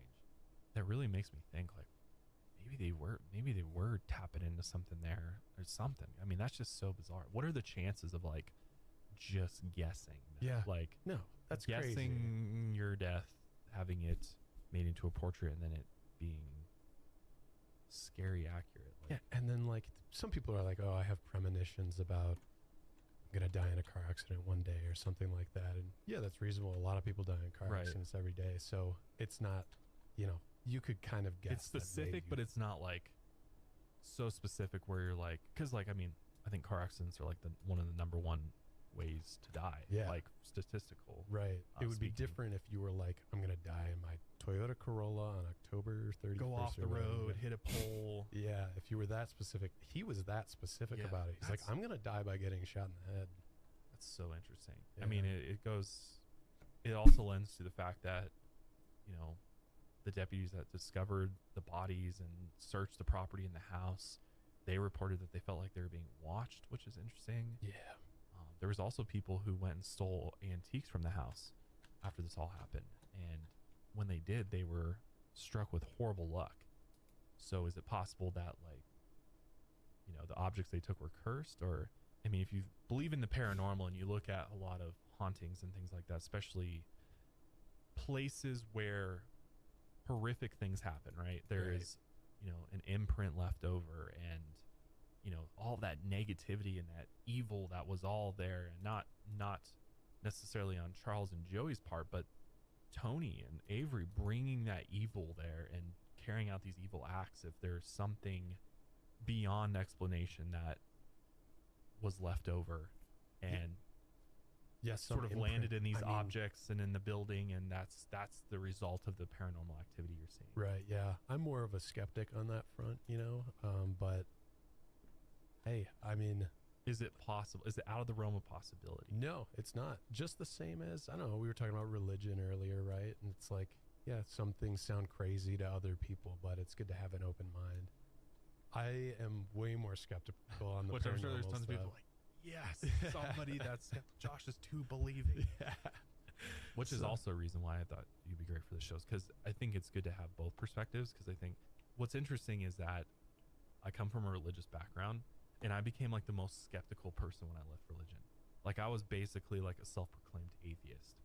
But then after that, I had and this is going in a totally different direction, but I had a series of things and just sort of awakenings is what I call them. And, I became a spiritual person again, or I realized I was never not spiritual. It's just, I was sort of believing in the wrong things. And, it kind of has led me into this world of paranormal and experiencing some of that firsthand, which I truly believe I've experienced some paranormal activity that's unexplainable, that makes me like, I believe in, there are things that cannot be explained.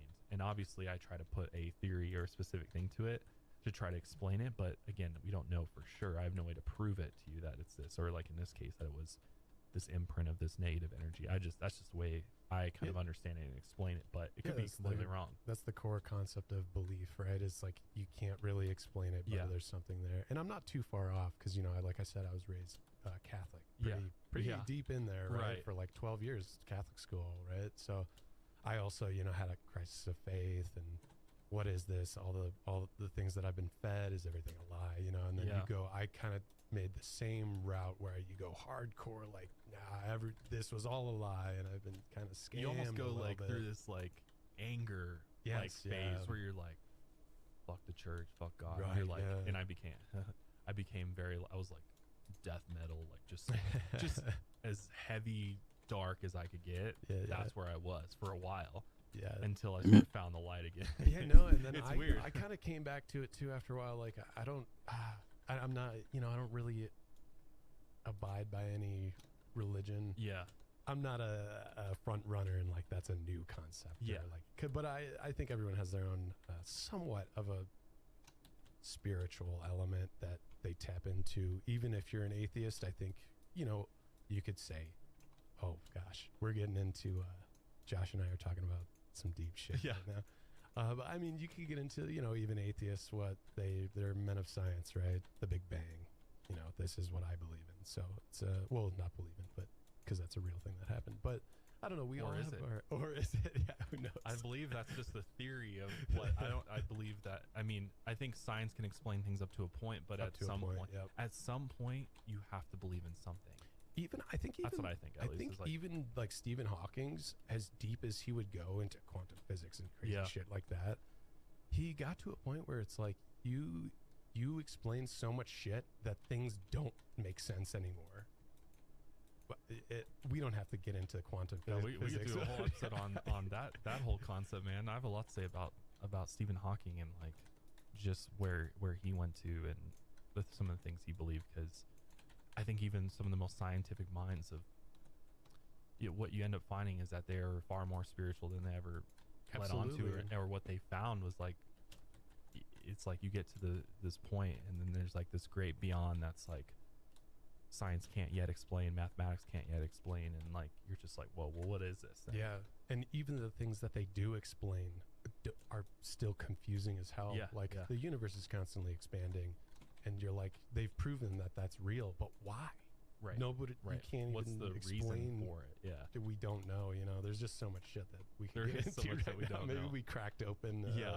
a big can of worms here, but No, it's interesting too. I mean, even with this, just like the fact that there is some sort of haunted element to this place now. And people, I mean, if you go on YouTube, you can find people going out to Corpsewood Manor still to this day. Yeah. And like, you know, people go out there for paranormal investigation or whatever, ghost hunting, whatever you want to call it. And I mean, people report lots of things. People, you know, hear gunshots, sounds of barking dogs, which is interesting. Some even claim to see glowing eyes of one of the dogs roaming through the nearby woods. And I mean, again, these are what people are reporting, and you know, everybody's experience is subjective and can be looked at objectively. So, but it is interesting that maybe I truly think that when something like this happens, and most, you know, when something negative happens, that there seems to be this residual effect that's sort of left behind. sure. And you know what that is, I don't know. Is it energy? Is it spirit? What is it that's left behind? But there's something that remains living in a sense there. That's that creates this activity, or maybe it's not even.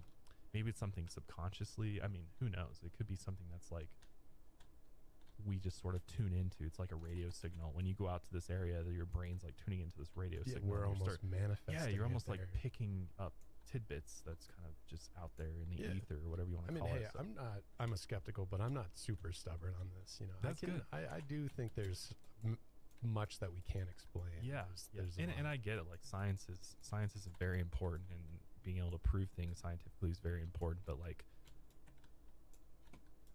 like we have discovered these natural laws and all these things. But it's like I think you have to remember too. Like science is always changing too. It's like Always. science is never concrete because there's always potential for new discoveries, and I think that's what makes science exciting. And it's interesting that Charles did have this scientific background. Yeah. Like he was so heavy into the science, and then he kind of like paired that up with Satanism to Yeah, like sort of let's create his get out own. the- and let's then, get out the tarot cards. yeah, and then he was and like start doing very divination. into the occult, and he had all these occult relics and images all over his house, and he had like pink gargoyle Yep. above his door at the manor, which was interesting. And he also when he built the manor, he built rounded walls first, because the idea is that, you know, negative energy can't hide in a rounded space, as opposed to if the house has corners, the darkness always lies in the corners. I've heard of this. Yeah. And so he built his like house, his main house, to have rounded walls to try to eliminate that. So he was very, very deep into this stuff. So it makes me think, like, we talk about people like John Dee and individuals who really dive into divination and tarot and stuff, and so many people are so skeptical of this stuff, but like, which I understand, because there's tons of people that are just like sort of fraudulent about it and like charge people. Like there's so much like scammers around it that I think people, it gets this negative connotation put on it and stereotype put on it. But I do believe that there is a reason this stuff has been around for so long, and I do believe that there is something to it, and those that practice it purely tap into something that we don't understand. They may not even understand, but through these things, they're able to, these rituals, through this knowledge that's been passed down, they're able to do things that defy all explanation. That's the best way I can put it. You've basically explained what religion is to some degree, right? Yeah. That's the same basic core concept, right? These things that are passed down, this knowledge that, you know, some people have experienced things while others haven't. And the same thing selling snake oil, right? All these con men get attached to it. Same thing with religion, right? Yeah. So Yeah, it's super interesting, man. yeah. Well, I'm going to go ahead and wrap up today's episode there. Super interesting one, and I feel like you and I could sit here all day. We're already like several hours into this. Yeah. Which is great. I'm so excited to have you on the show, and hopefully everyone out there has enjoyed Austin, his perspective. I think it's just going to add so much to the show moving forward. And let us know your thoughts on this particular case. Do you think that do you think this was purely a robbery and that they really were after the money? I truly think they were after the money. I think they thought, you know, what better way to hide your wealth than, you know, be off the grid and, you know, act like you're poor and, you know, you live off the land. But they thought they were hiding tons of money and treasures there, when in fact it was all in the bank. And I just think they were two stupid dudes that thought they had an opportunity to try to get some easy money, potentially get away with the crime, take over the manor, and everything was, I think they're just young, stupid, didn't really think through things. I mean, clearly their background shows it all. There's not a lot of intelligence there. I think they've kind of came from this rough childhood. And also drug addicts, I don't think they, you know, once you get, you know, suffer from addiction, I don't think you're thinking too far out. It's like, how do I get my next fix? Where do I go? Oh, they have free wine and drugs up at this point. Yeah, okay. I thought they were. I think they thought they were going to be more crafty about it. I think they were thinking they could like sort of set it up so that they were going to mastermind it and make it look like it was not just a blatant robbery and murder. I think they had maybe a different plan in mind, and it just all went wrong. Yeah. And just jumped the gun, and I don't think they were smart enough for it either. Didn't think through it. Yeah, they didn't have the capacity to really think this one through. And ultimately, I'm so glad they didn't, because they, you know, Charles, Joey, they got the justice that they absolutely deserved. And I'm glad that both Tony and Avery are serving life terms, because they deserve that. Absolutely. I mean, absolutely deserve that. And thinking back, you know how they had to take him back across the border? Yeah. Man, all the logistics of all that bullshit. I know. Like, think about that. They almost they like knew this guy did it. They're like, we're gonna take you back. You're gonna have to walk across. Hopefully you show up here, you know? I know. I can't even imagine what that must have looked like. Right. But yeah, this was a truly crazy case. We'd love to know your thoughts in the comments if you're watching on YouTube. If you're watching on Spotify, while you're there, make sure you're following us. We really appreciate it. But yeah, I'll link Austin's information in the description as well. He'll be back next month for another episode, and then back in January or forever, hopefully. Yeah. As long as you want to come back. But as long as no supernatural shit starts you never know in here though, man. You never know. Annabelle's pissed that you now took her spot, and she's gonna start looking at you over there. Yeah, she's still over there in the corner. But thanks again for joining us. I'll see you next week. And until then, lights out, everybody.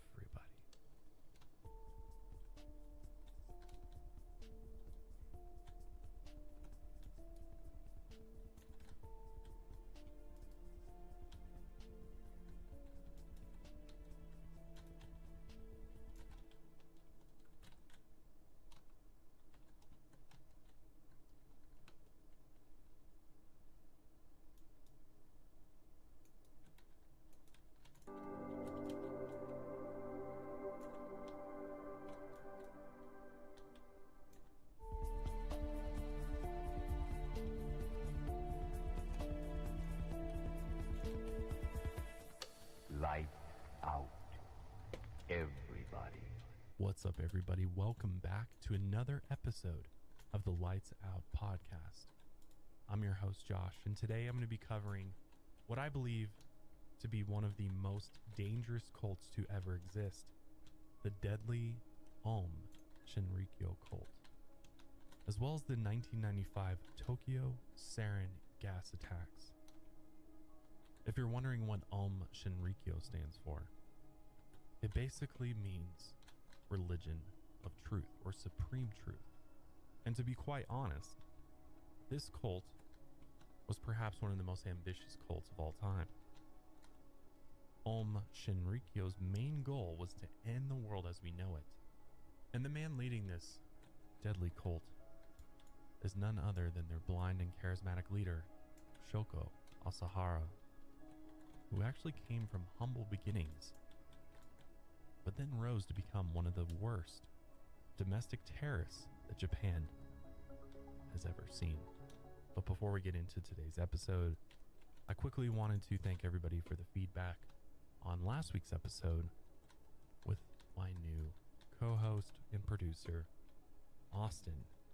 Thank you all so much for all the kind words and welcoming him to the show, and better What yet, is Starcross? telling me that you actually like hearing his voice, because I was very, very picky about who I was going to bring onto the show, and I wanted to make sure that whoever it was really matched the vibe.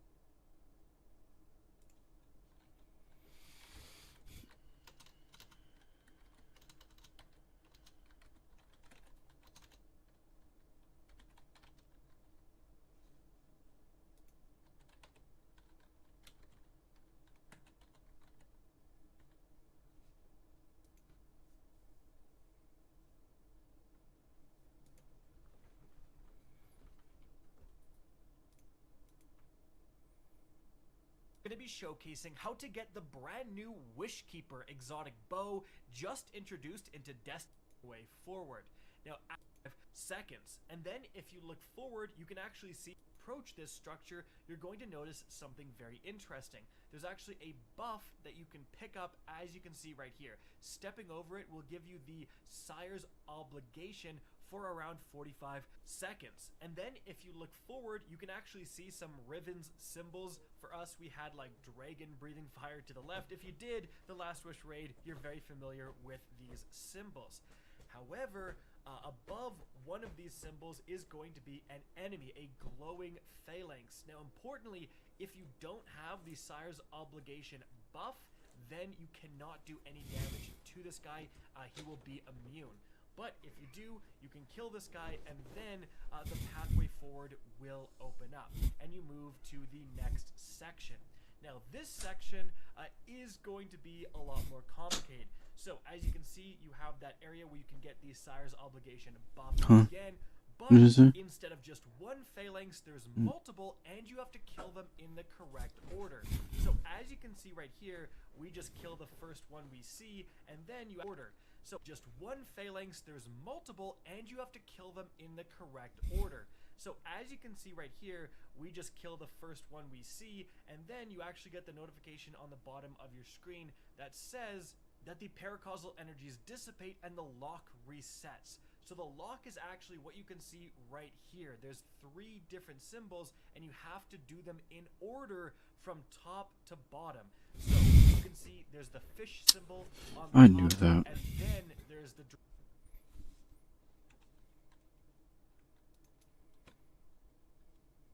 Really matched the vibe and really played well with my voice. So I'm very happy that you guys enjoyed him so much. Unfortunately, he will not be joining me full time until the new year, as he has to move from Michigan to Colorado, and so there's a bit of a process there with that. But he will be back for an episode in December, which I'm very excited about. But until then, it will be just me and Annabelle, I'm afraid. She is quite jealous and keeps giving me dirty looks, so pray for me. But one last thing before we dive into the episode, I did want to mention that our Black Friday sale for merch has started. All of the merch for all the shows, which I'm a part of another podcast, if you didn't know, called Mile Higher Podcast, which is more of a true crime podcast with some more unexplained elements mixed in.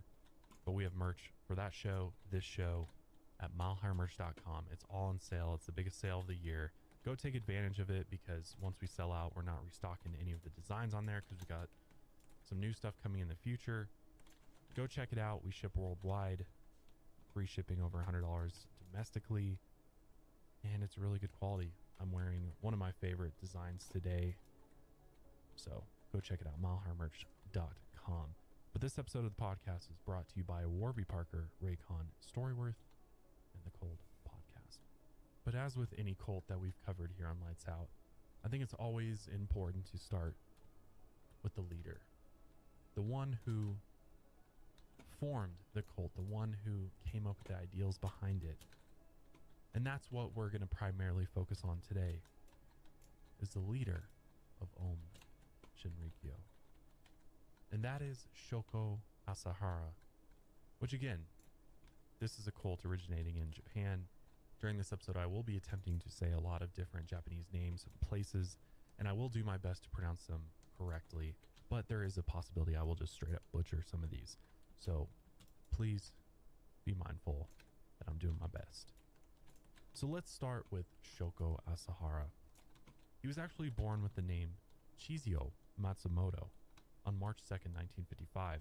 He lived in the Kumamoto, near the southeastern edge of Japan.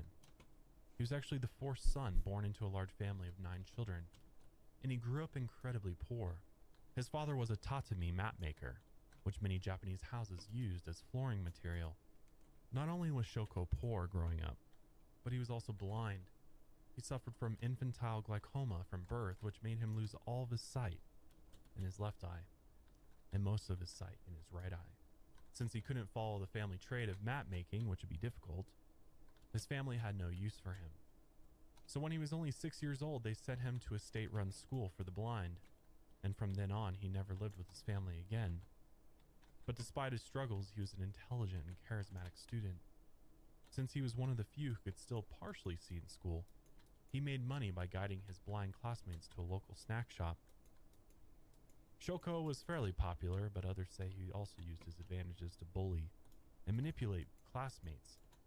He was actually known for beating up other students and stealing their money at an early age. He also developed a fantasy about becoming the leader of a kingdom of intelligent robots, and he often told his classmates that he had a dream of becoming the Prime Minister of Japan. His teachers noticed his love for violence, power, and leadership throughout the years, and he actually went on to graduate in 1977. Afterward, he failed to get into law and medical school, which were his first choices. He desperately wanted to become a politician, but his dreams fell apart when he was rejected. So he ended up turning his interest toward acupuncture and traditional Chinese medicine, as this was a common career for many of the other blind students in Japan during the time. While studying Eastern traditional healing practices, he married a woman named Tomoko in 1978. Officially, they had a total of 12 children together, but the family reports that he had 15 children in total. After they married, they moved to Chiba, south of Tokyo, to settle down. And there, he opened up his own medical practice and began selling unregulated drugs to his patients.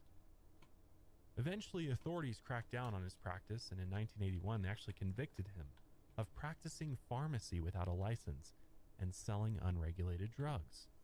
He was fined about $260,000 yen, which is roughly $2,280 in US dollars.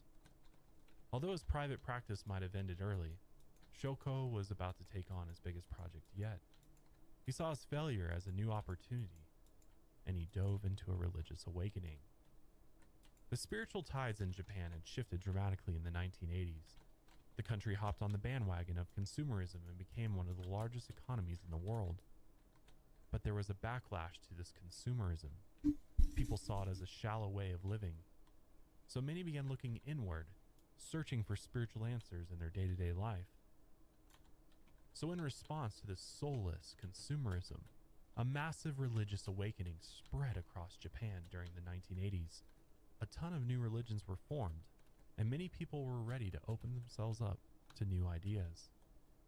So Shoko realized that there was an opportunity here, and he took advantage of this. He first began studying things like Chinese astrology and Taoism before diving into yoga, meditation, and other forms of religion, especially ones that required initiations and secret traditions. He also started getting into Aegon Shu, a mixture of Buddhism and Hinduism. Aegon Shu had started in 1954 but was officially recognized as a religion in 1981. He became a devout follower, but after years of practice, he wanted to become a leader. He initially opened a yoga school, but that quickly failed. He thought that new religions were the future, so he left the church and formed his own religion. He told his wife Tomoko that he was going through a spiritual crisis and he needed to find himself. So he actually left his wife and his kids and went to live in India for 2 years. While there, he spent his time studying as many religious texts as he could, while also growing out his hair, as well as his beard. During his time studying, he slowly took on the look of a guru. His hair grew past his shoulders and his beard grew down to his belly. And after a few years, he claimed to have reached enlightenment during his pilgrimage. He even met the 14th Dalai Lama, and he later claimed that the Dalai Lama gave him a mission to preach, quote-unquote, real Buddhism in Japan. But years later, the Dalai Lama only said that he had met a strange Japanese man, and he had never given him any sort of mission. Shoko also claimed that during his time in India, he met Shiva, one of the main gods of Hinduism. After his pilgrimage, Shoko returned to Japan in 1984, and in September of that year, he was ready to become a leader.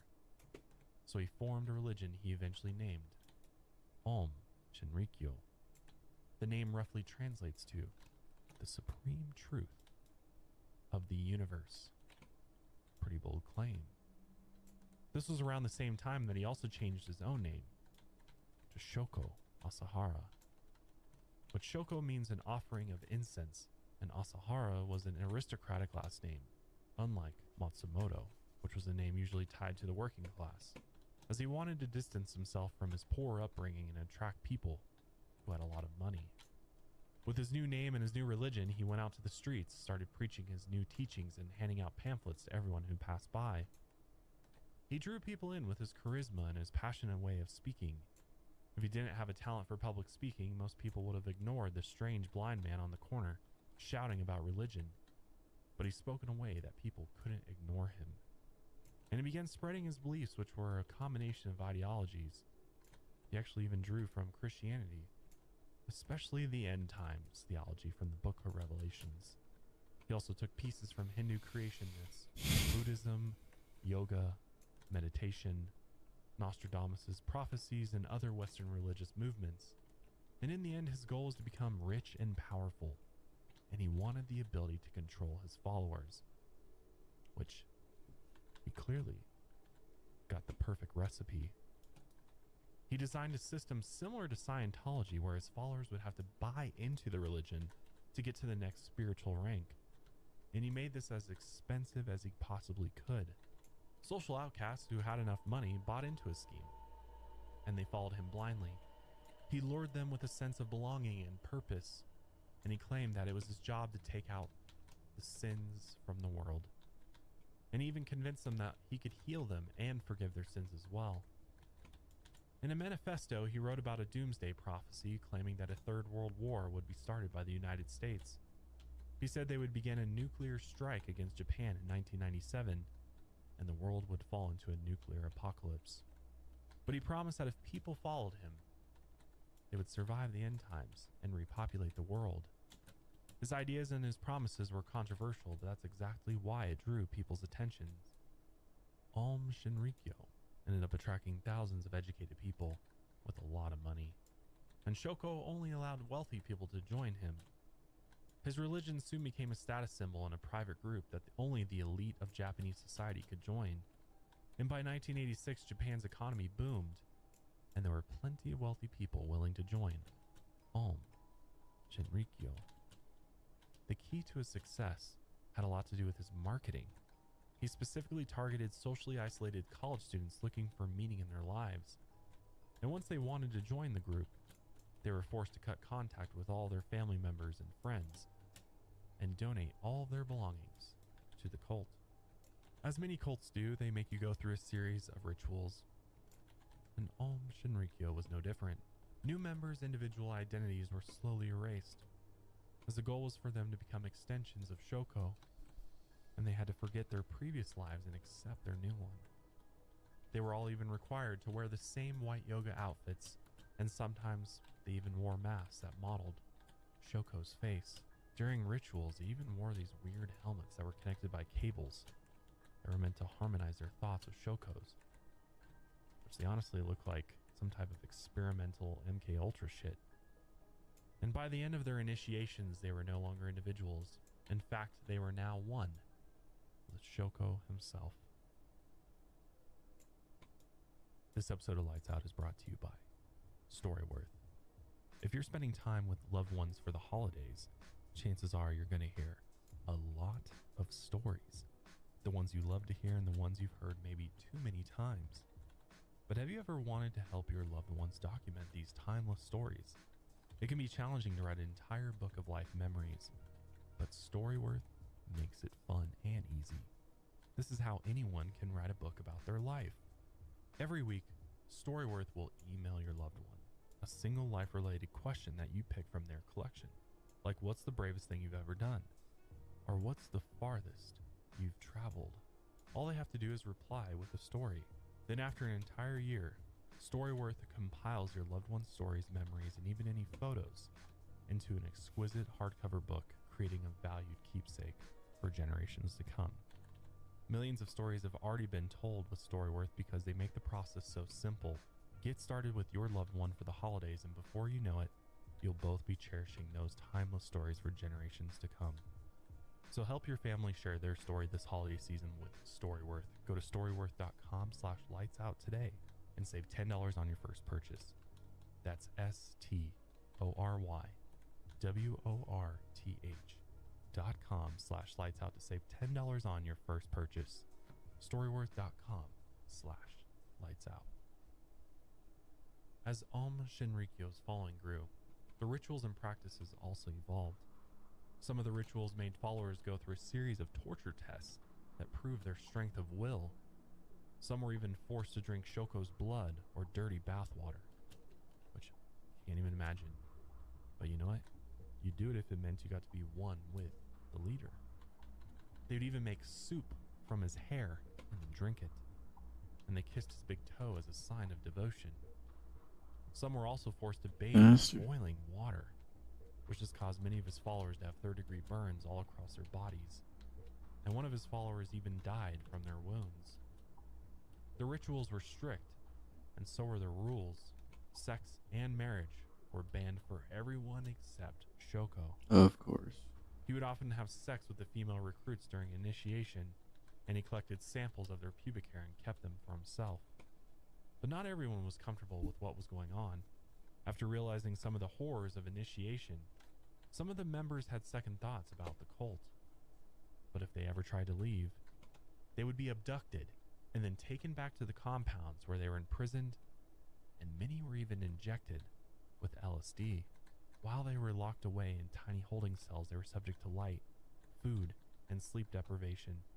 Many were also beaten with rods and stun guns.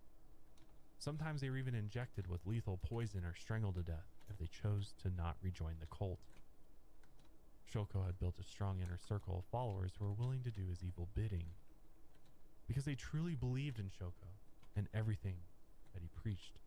They saw him as a spiritual prophet who had access to the divine world. He even convinced his followers that he could levitate in the air for hours at a time, and he also made them believe that he could read their minds. Those who bought into Aum Shinrikyo saw Shoko as a living god. By the late 1980s, Shoko had gathered nearly 10,000 followers. Japan's economy was at an all-time high, and the wealthy were willing to buy their way into his religion. He attracted rich college students by using new media like TV, anime, manga as propaganda for his religion. Aum Shinrikyo had become such a large movement it even spread to Germany and the United States. As the group grew, so did its property. The cult purchased several compounds around Tokyo where many of the followers lived in communes and held massive ceremonies, and they also rented commercial space in downtown skyscrapers. As his followers and his property ownership spread across Japan, so did his criminal enterprise. In private, he told his closest friends that one day he would become the king of Japan, and before doomsday would come, he would be the leader of an empire. But if he was going to become the king of Japan, he needed money. So he persuaded his followers to extort money and even kidnap relatives and hold them for ransom. They even laundered all the money through a series of stores with the help of the Yakuza, so they could avoid taxes and keep the money hidden from the Japanese government.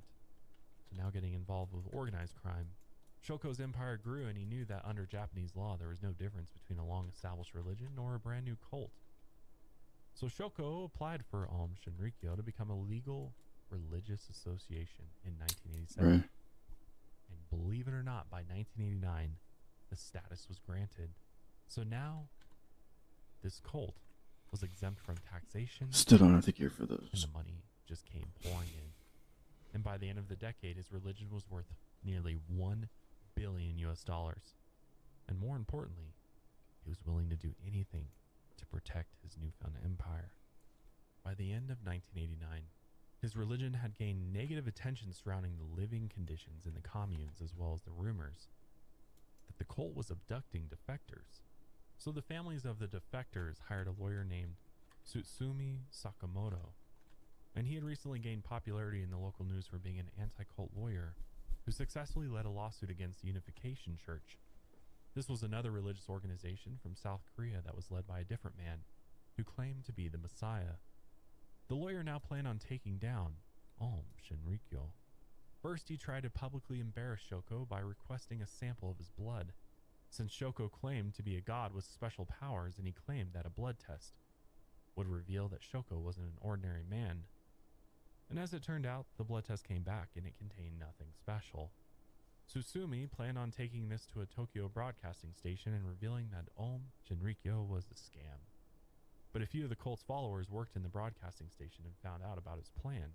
They successfully threatened the station to not air the lawyer's interview, and on November 3rd, 1989, 4 cult members were sent to abduct Tsutsumi at a local train station. But when they got to the station, he never arrived because he had taken the day off. So instead, the 4 cultists went to his home and entered through an unlocked door. They then snuck into Tsutsumi's bedroom, where he slept quietly next to his wife, and they took a hammer and swung it straight into Tsutsumi's head. Damn. But he didn't die. The sound of the metal hammer hitting his skull immediately woke up his wife, and she saw the 4 cultists standing over the bed. She screamed, and they both tried to put up a fight, but the cultists overpowered them.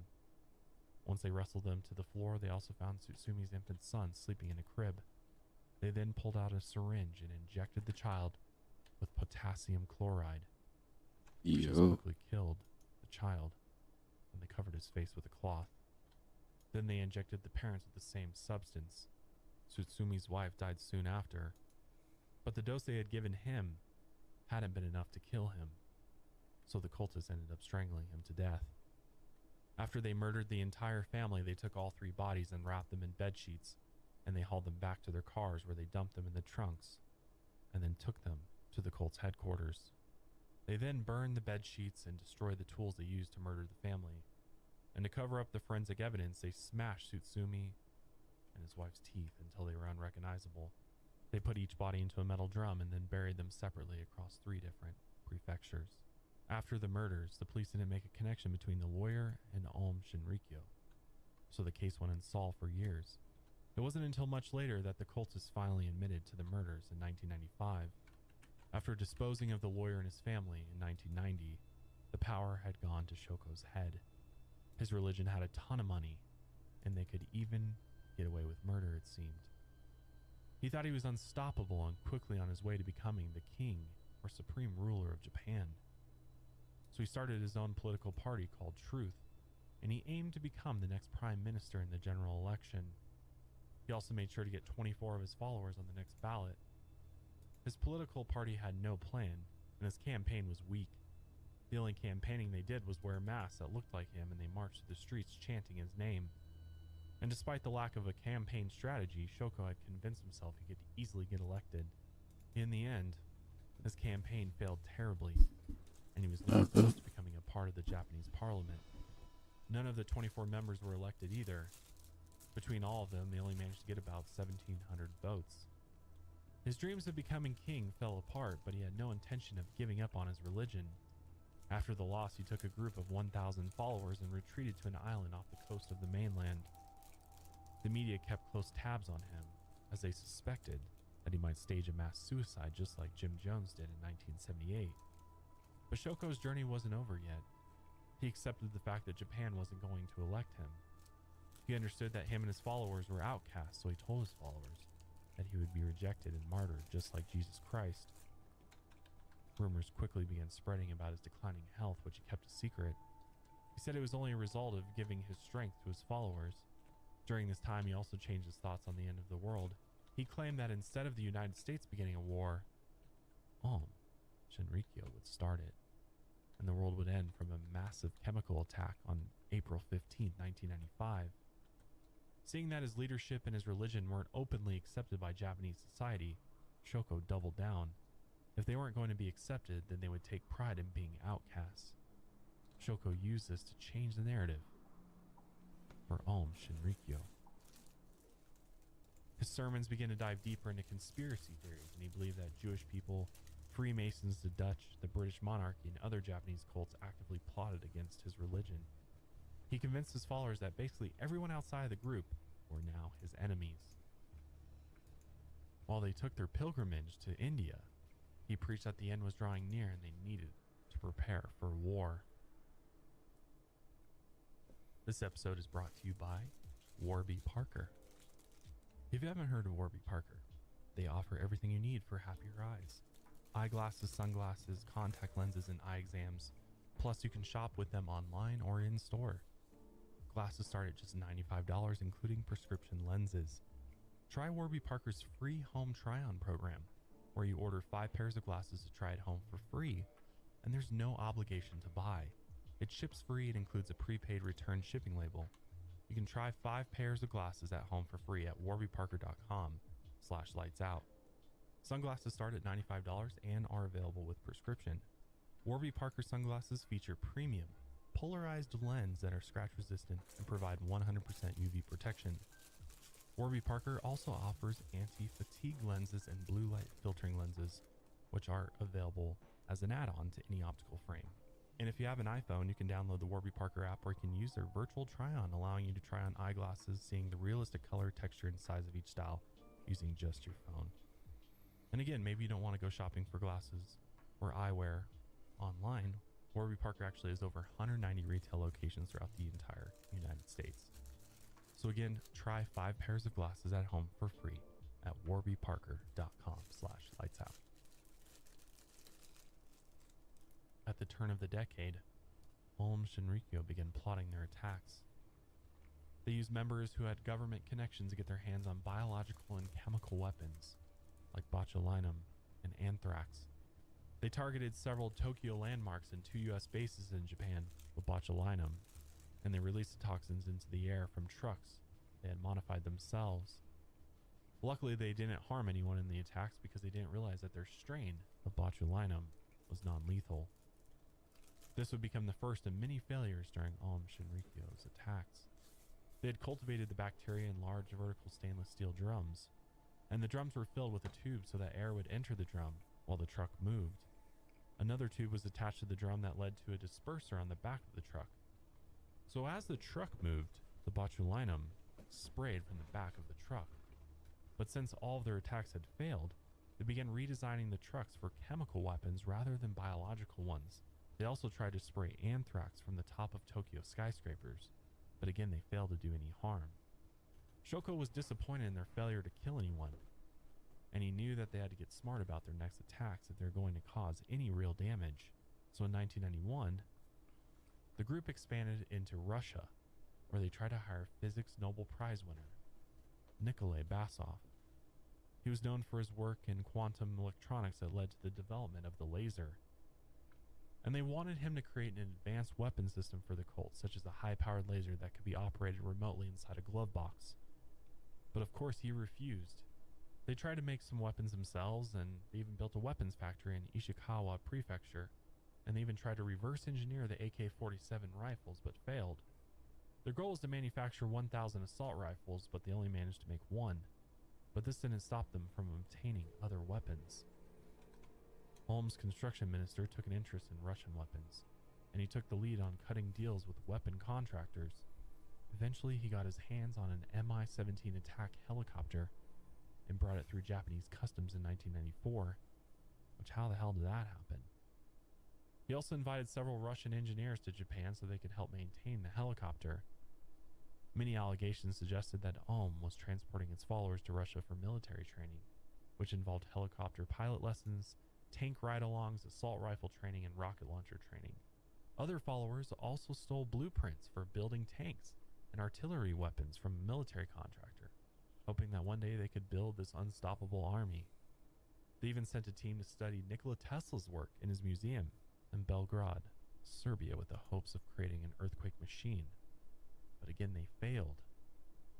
And they even sent another team to try and collect an Ebola strain in Sahara, which is the present-day Democratic Republic of Congo. They also used their offices in the US to get random equipment for their war. As early as 1987, Ulm Shinrikyo had established an office in New York City.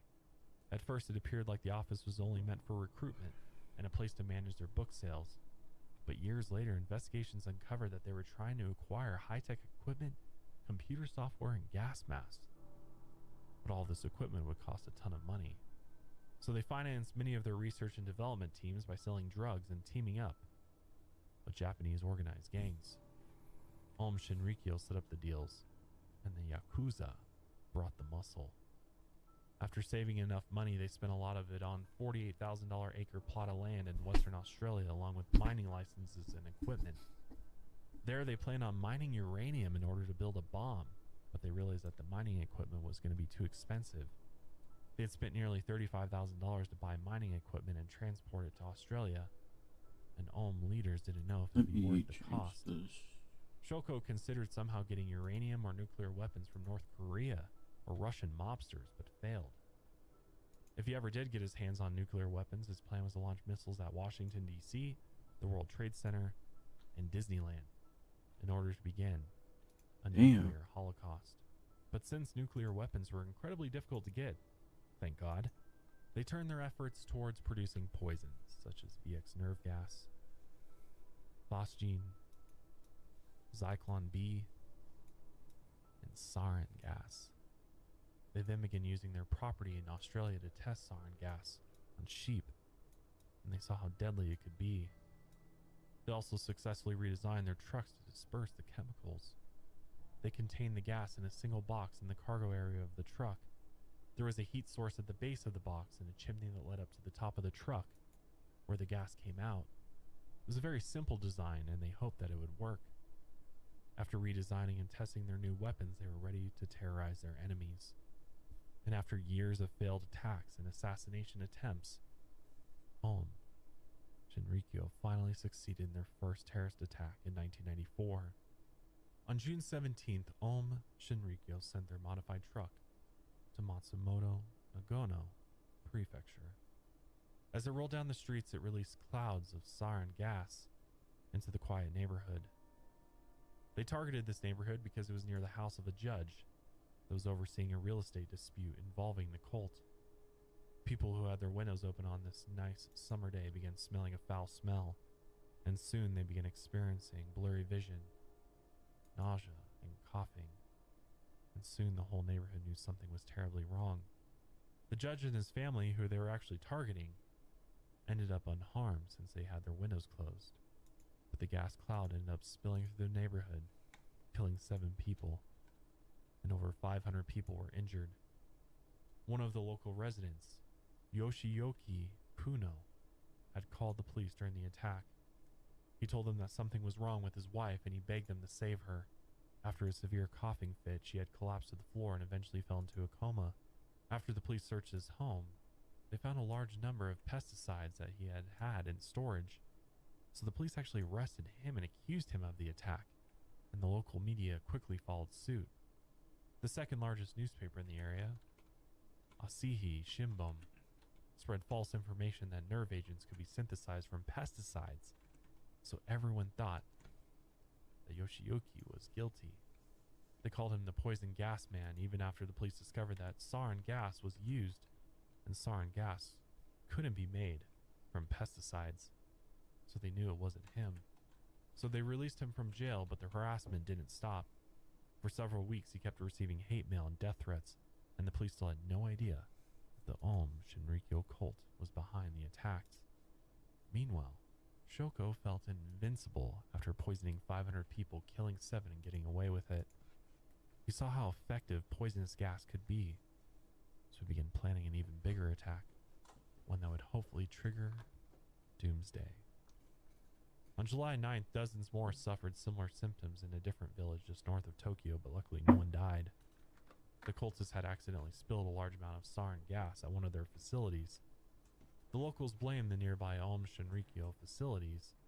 Eyewitnesses claimed to have seen the cult members wearing gas masks near the time of the incident, and soon after the spill, vegetation near the facility began dying. The locals called the police, but the cultists denied them entry when they arrived. So the police simply left, and they didn't look into it any further.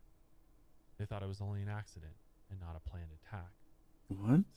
Many thought their previous targets were chosen because of land disputes, arguments over building permits, or general harassment by the cult members, and the reign of terror continued through the rest of 1994. They also tried to assassinate a number of people with VX, which is a chemical nerve agent. This chemical became famous for killing Kim Jong-un's half-brother in 2017. Among their targets were outspoken critics of Aum Shinrikyo, people who sheltered cult defectors and rival cult leaders.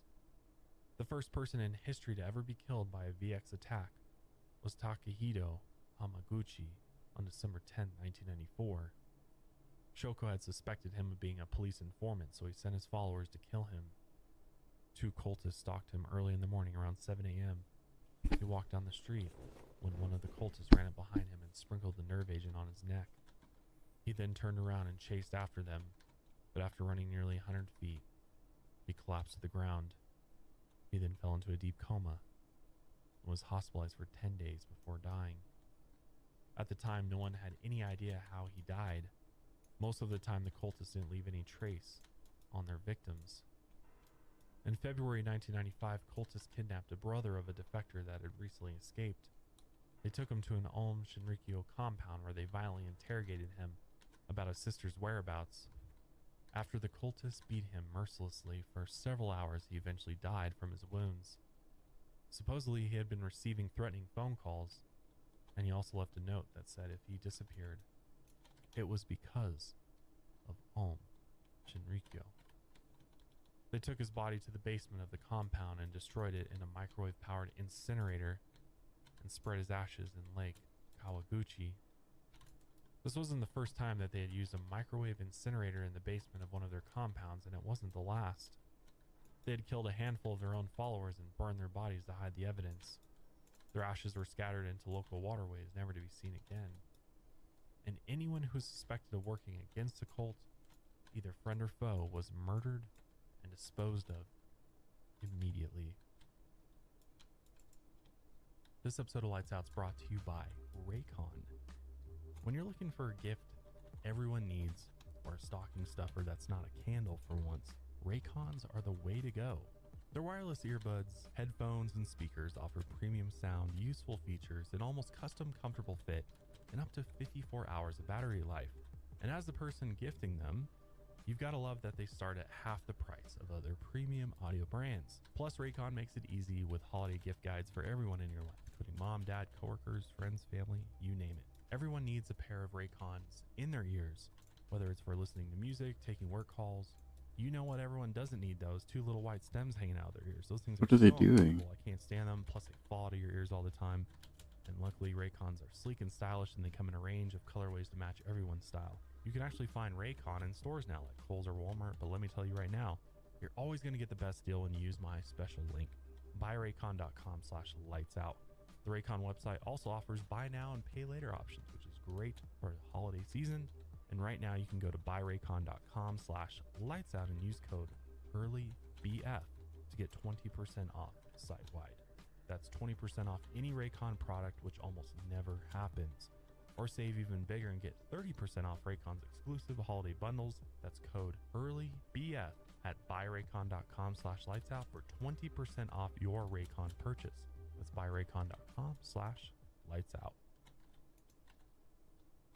As the cult's victim count rose, police gained some momentum on the case.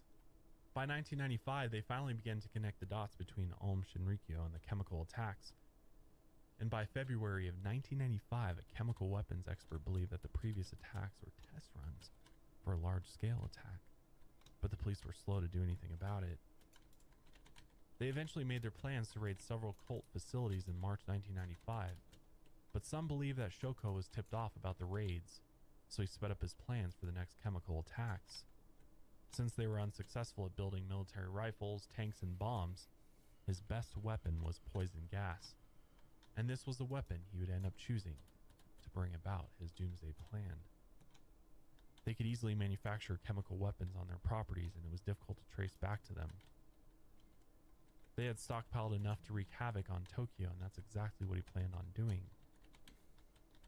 So on March 5th, several passengers on a local subway line began vomiting, and the whites of their eyes turned red. Aum Shinrikyo was suspected, but police struggled to connect the evidence. A few weeks later, on March 13th, 3 separate suitcases were found near a ticket machine in another Tokyo station near National Assembly. The suitcases were filled with botulinum and designed to disperse gas, but they failed to go off and didn't harm anyone. Again, police suspected the cult was at work. Now that the police were catching on to Aum Shinrikyo, they requested thousands of gas masks and hazmat suits, and they also began practicing raids on cult facilities.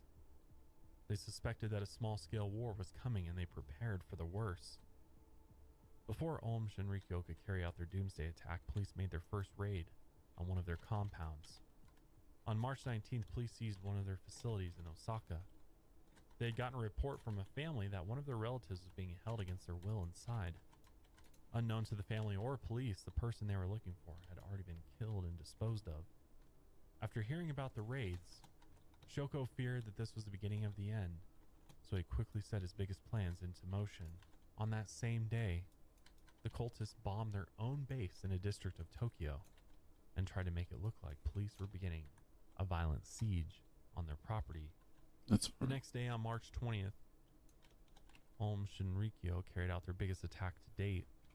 5 cultists who were close to Shoko carried out a massive attack on the Tokyo subway system. 5 others acted as drivers and lookouts. They had planned the attack for about a week, and Shoko wanted this to be the doomsday trigger. While their previous attacks targeted their enemies, this one was only meant to cause terror. During the morning rush hour, the Tokyo subway system was one of the busiest in the world.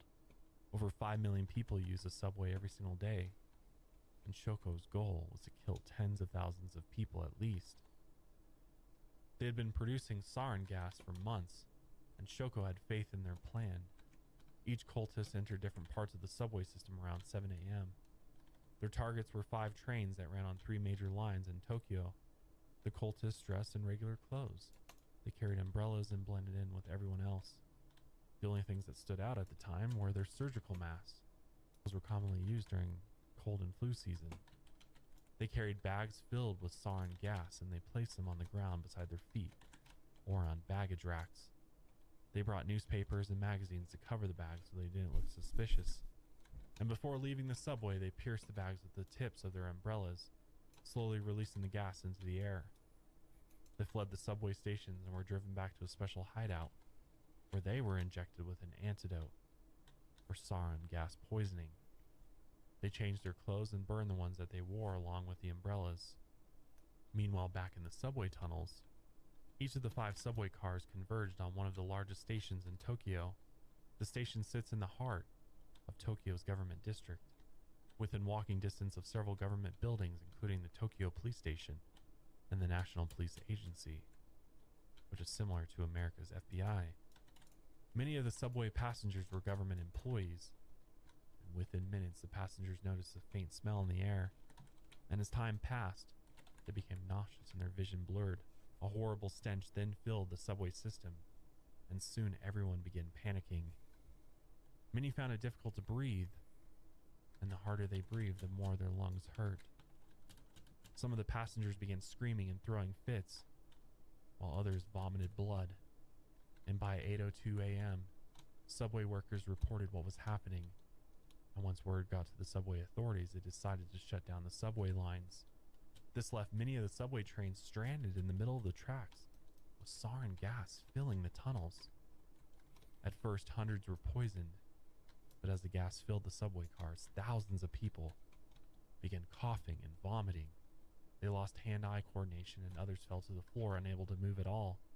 The ones who could still move clawed at the subway cart doors, trying to escape into the tunnels.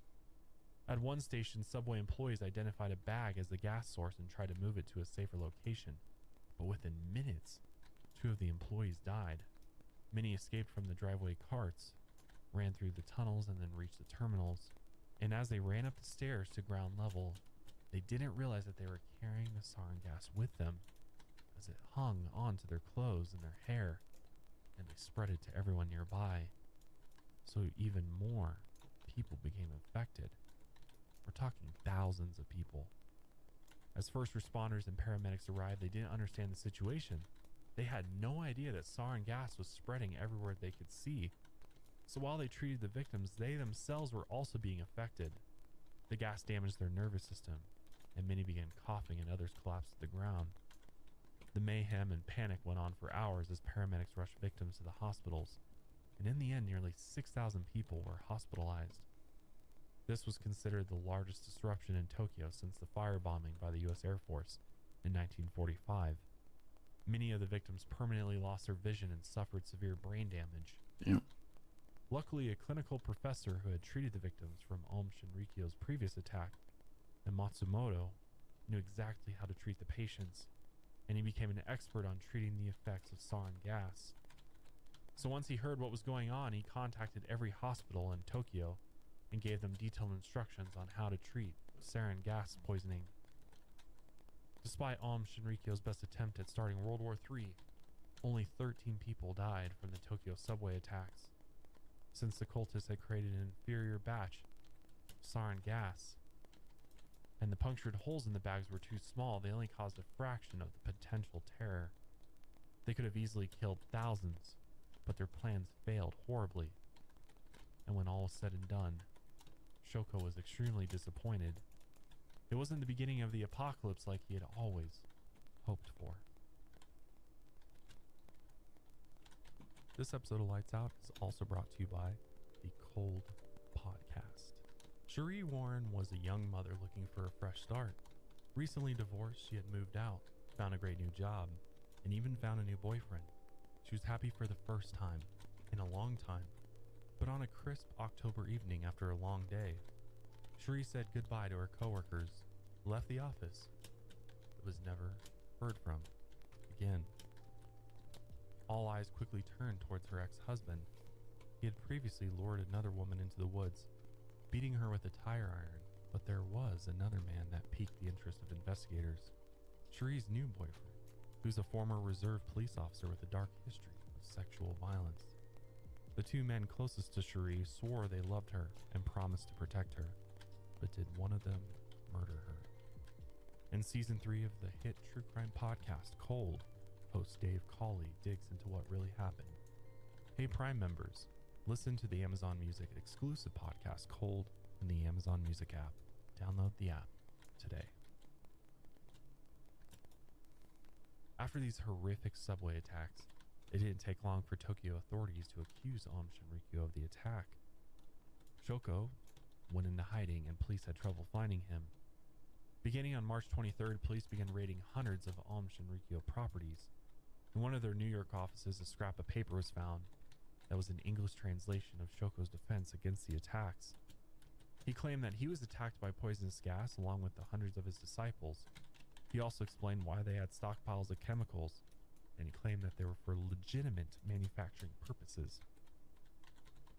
But experts quickly pointed out that the various chemicals that they had stockpiled were specifically for making chemical weapons such as sarin and cyanide gas. Over the next several months, the police raided over 300 properties and confiscated 66,000 items from Om Shinrikyo.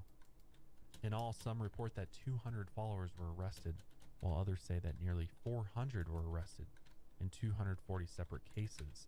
This included many who were close to Shoko himself.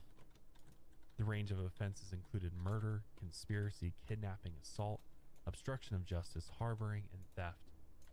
But even with hundreds of cultists behind bars, Om Shinrikyo's violence didn't end. On March 30th, 10 days after the attack on the Tokyo subway system, the Commissioner General of the National Police Agency was shot by a cult assassin. He was leaving his house and headed for work when a cultist came up and shot him 3 times with a revolver. 4 more shots rang out before the cultist fled the scene on bicycle. Luckily, the Commissioner General ended up surviving the 3 gunshot wounds. Damn. A few weeks later, on April 15, 1995, the entire country of Japan was on alert, as this was the day that Shoko claimed would be the beginning of the end of the world. Over 20,000 additional Tokyo police were I don't deployed like in this full one. riot gear, bulletproof This is vests, better. and gas masks. Many store owners closed their shops and many people stayed home from work, while also avoiding the subway system. But despite Shoko's claim of this being the end of the world, absolutely nothing happened on April 15th. 4 days later, on April 19th, a copycat attacked another railway station with phosgene gas. More than 500 people were affected and taken to hospitals. Their eyes stung, their throats hurt, and many experienced dizziness and nausea. But in the end, police identified the attacker as someone outside of Om Shinrikyo. Then on April 23rd, Om Shinrikyo's Science and Technology Minister was violently stabbed to death outside of the cult's headquarters in Tokyo. Hiroyuki Joe stabbed him in front of hundreds of police and cameramen. But weeks later, authorities suspected that the attacker was sent by a Japanese organized crime, and many suspected that Shoko had ordered his minister to be killed so he wouldn't talk to police. On May 5th, the cult attacked Shinjuku Station. That morning, cultists left a cyanide bomb in a public restroom near the air ducts of the station. When Damn. the cultists tried to set off the attack, the detonator failed and lit the bags of cyanide on fire. If this attack had been successful, it could have killed between 10,000 and 20,000 people. But yet again, Om Shinrikyo had failed. 11 days later, on May 16th, police found Shoko hiding behind a false wall in an Om Shinrikyo complex.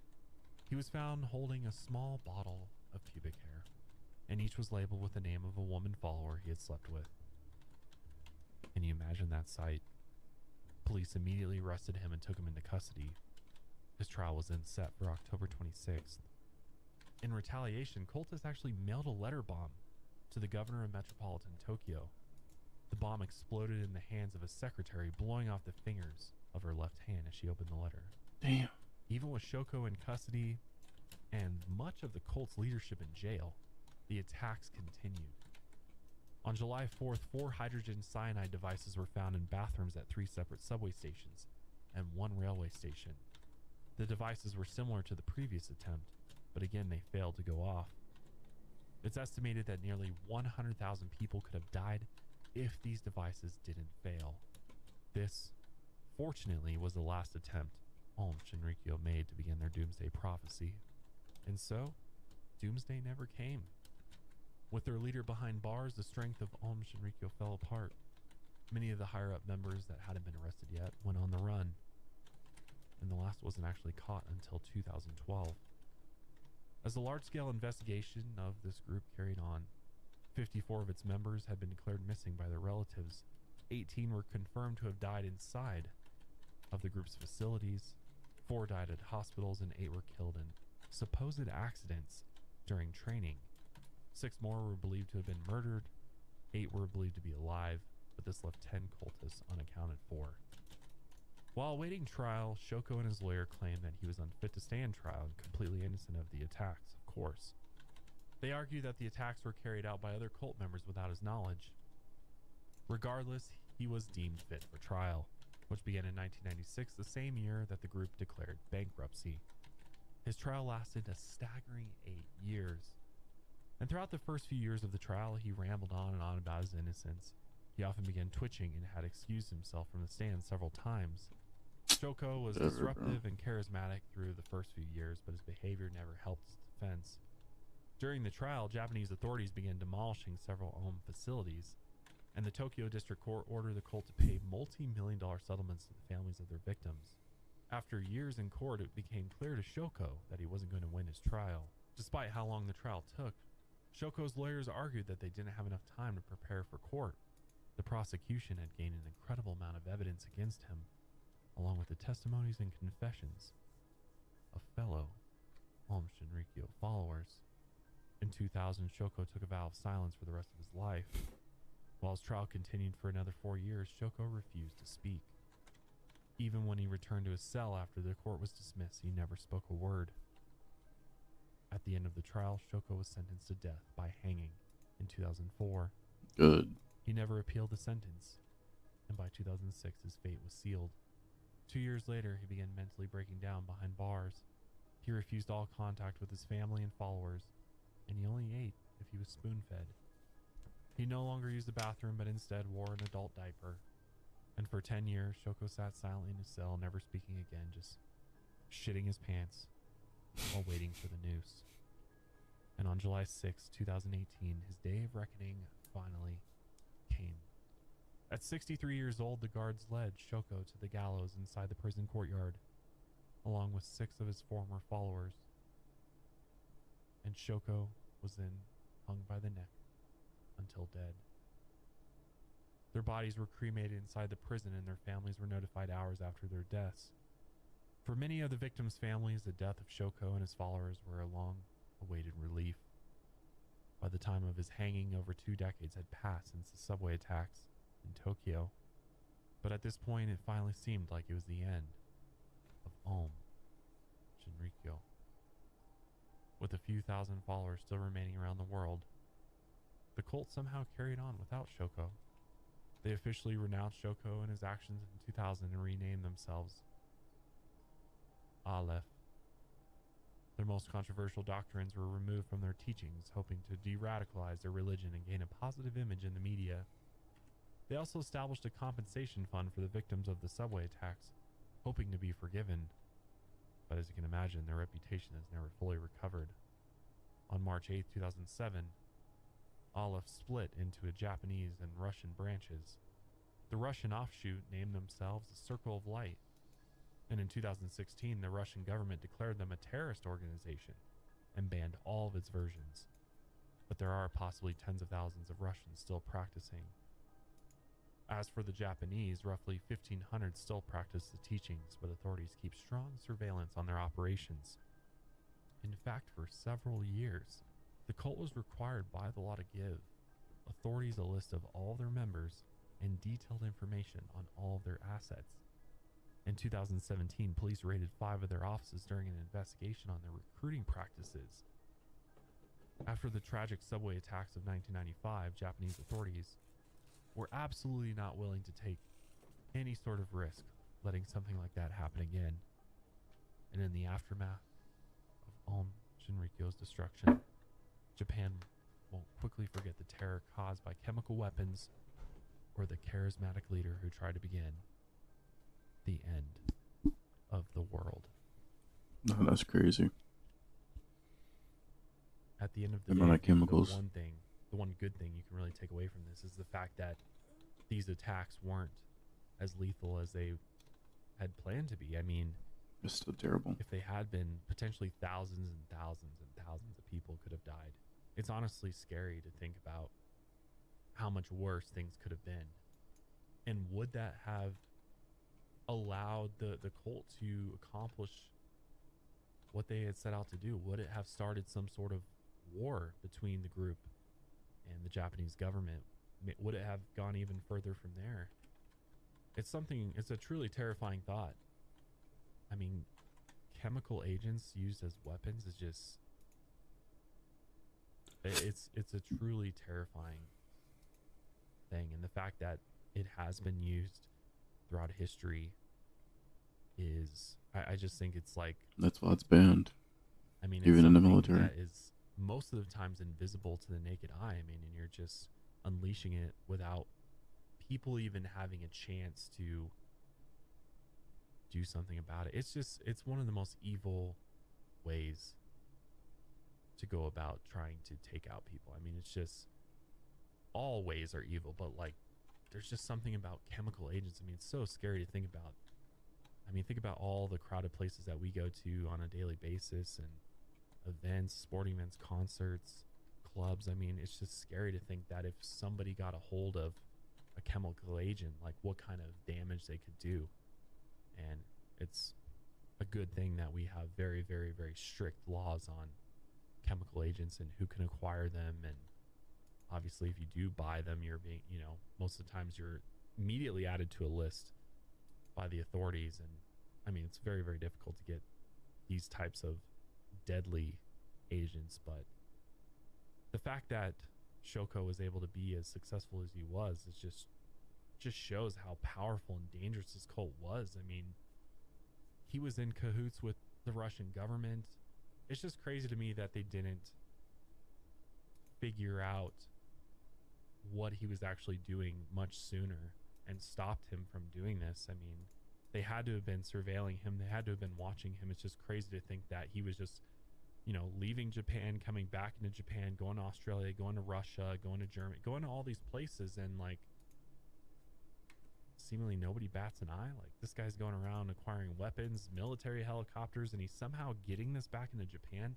I mean, I don't understand Japanese law, or like maybe, I know before this happened, the borders were a little bit different. And obviously this was really like what 9/11 is to America, the Tokyo gas attacks. I mean, this was like such a huge wake-up call for the Japanese government and authorities. I mean, they were like, how could we allow this to happen?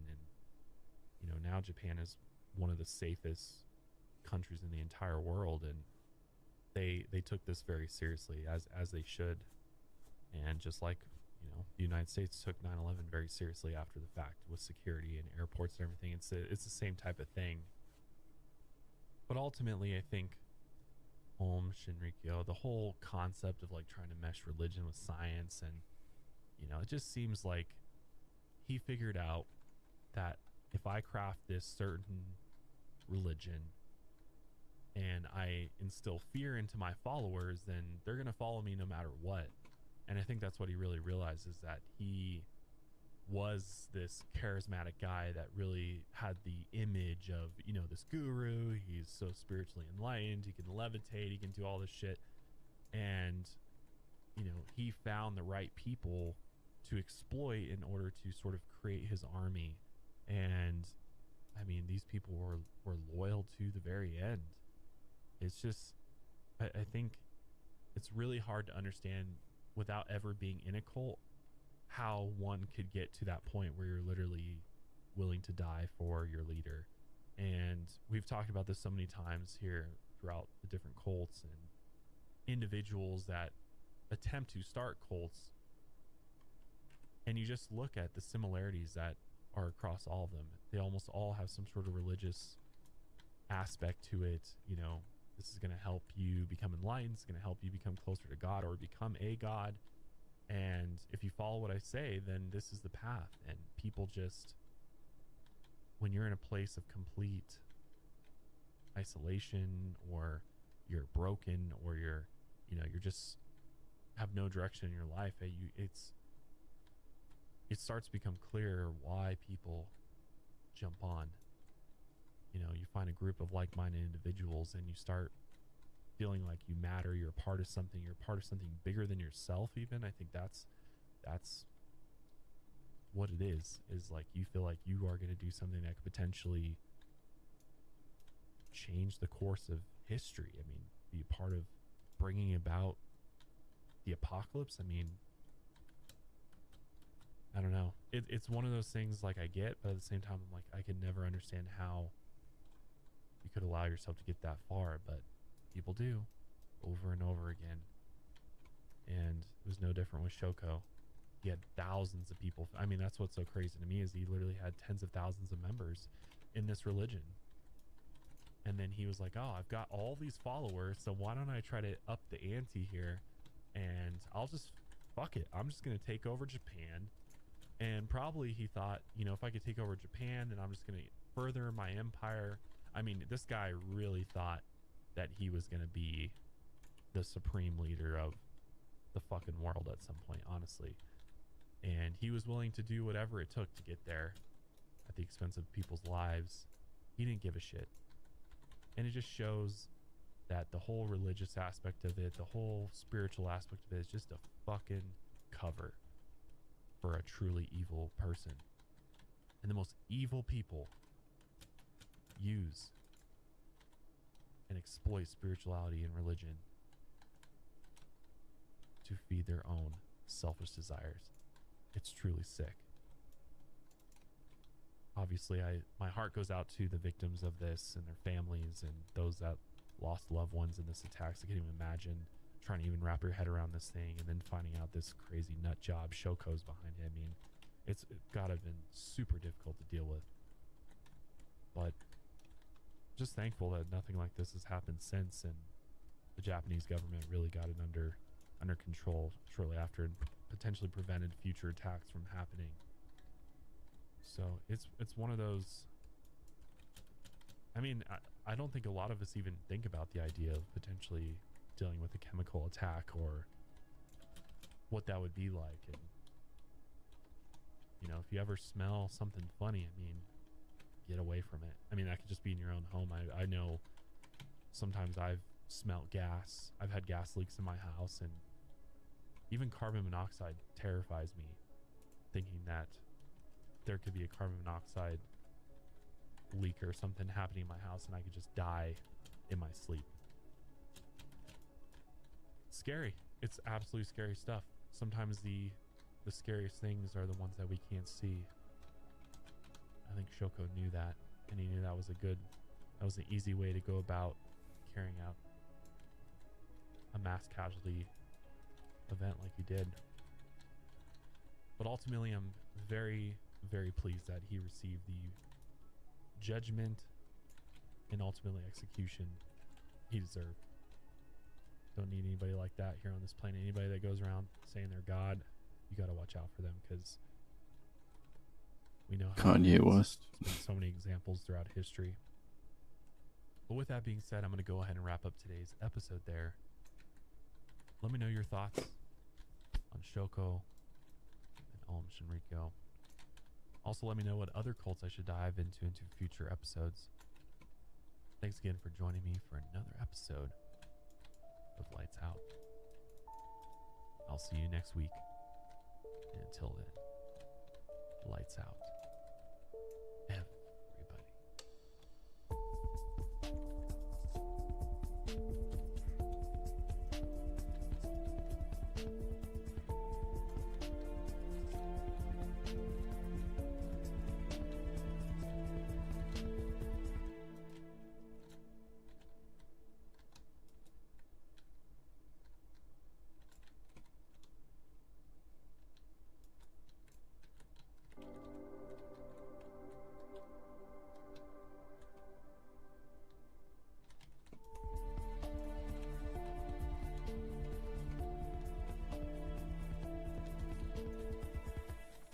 Light out. Everybody. What's up, everybody? Welcome back to another episode of the Lights Out podcast.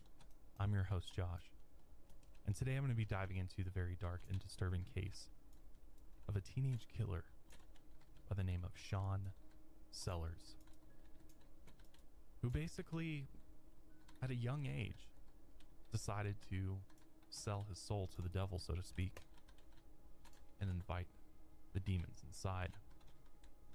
This is a very controversial case because this is one of very few times that someone under the age of 18 has been put on death row for the crimes that they committed. This is the guy that killed There's his also some family. controversy surrounding whether or not Sean struggled with mental health issues. But ultimately, to deal with the things going on in his life, he turned to occult subjects and black magic to fill the void. But before we get into today's episode, I wanted to remind you that we are running a Black Friday merch sale at milehighermerch.com.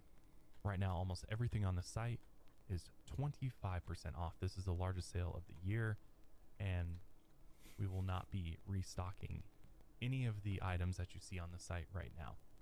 So if you've been waiting to get some merch, now is the time to do it. Everything is heavily discounted, and I believe we still have almost all of the Lights Out designs available. So go check that out. We do ship worldwide, and we ship for free to all 50 states with any order over $100 right now. Go check it out. It's a great way to support the show. Obviously, other ways to support the channel are subscribing on YouTube, subscribing on Apple Podcasts, and following us on social media at Lights Out Cast, Instagram, Twitter, and TikTok. It's much appreciated. But this episode of the podcast is brought to you by Skylight Frame and Higher Love Wellness. So let's just jump right into the life of Sean Sellers and see if we can figure out where things went wrong. So Sean Richard Sellers was born on May 18th, 1969 in Corcoran, California. His parents were Richard Sellers and Vonda Blackwell. They got married in Kings County, California just a year before Sean was born. His mother was only 16 at the time of his birth. His father was a talented artist, but suffered from alcoholism. He drank heavily and couldn't hold down a job. He also cheated on Vonda almost constantly. So by the time that Sean was 3 years old, his parents' marriage had fallen apart. After they got divorced, Sean moved with his mother back to her home state of Oklahoma. At this point, he barely knew his real father. His mother raised him alone for a few years, and she worked full-time in order to support the family. She often left Sean with other family members while she worked during the day. A few years later, Vonda met a man named Paul Bellafato. She hoped that Paul would be a strong father figure in Sean's life, and hopefully they could make enough money to have a stable home life. Vonda and Paul got married in a small, simple ceremony not long after, and Paul became Sean's stepfather. But they rarely got along. Paul was known to be a strict disciplinarian. He was actually a former Green Beret, and he thought Sean was too sensitive. By the mid-1970s, an economic recession hit Oklahoma. Vonda had tried to be a stay-at-home mom for a bit, but she needed to go back to work. So she decided to join Paul by becoming his team truck driver. Since they both had to leave the house for work for weeks at a time, they took Sean to his grandparents' house. And while his parents were out on the road, he lived with his grandpa Jim and step-grandma Geneva. His step-grandma thought that Sean was a needy child, and she struggled to take care of him. He did fine in school and he made friends, but his grandparents knew they couldn't take care of him long term.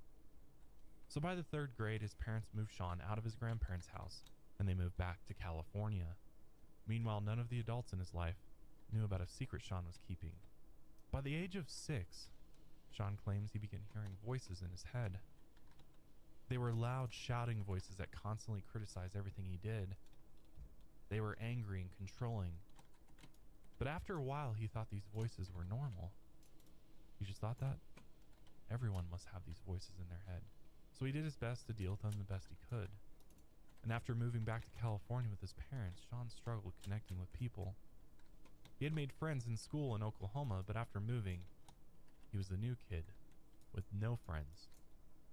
He was often lonely since his parents were usually out of the house, and the only person he really got to talk to was the local babysitter that watched him while his parents were out on the road. But Sean's parents didn't realize that the babysitter was actually bringing satanic books over to the house. And out of curiosity, he began reading through some of the books.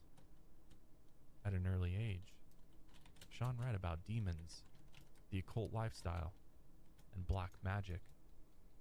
And his babysitter told him all about the rituals. Sean figured it would be a good idea to keep all this a secret from his parents. Meanwhile, the family still struggled with money. So at the start of 4th grade, his parents still worked as truckers and had signed on to another trucking line. And when Sean moved back in with Jim and Geneva, he had a whole new fascination with Satan but still he kept it a secret. He grew close to Jim and Geneva like they were his own parents.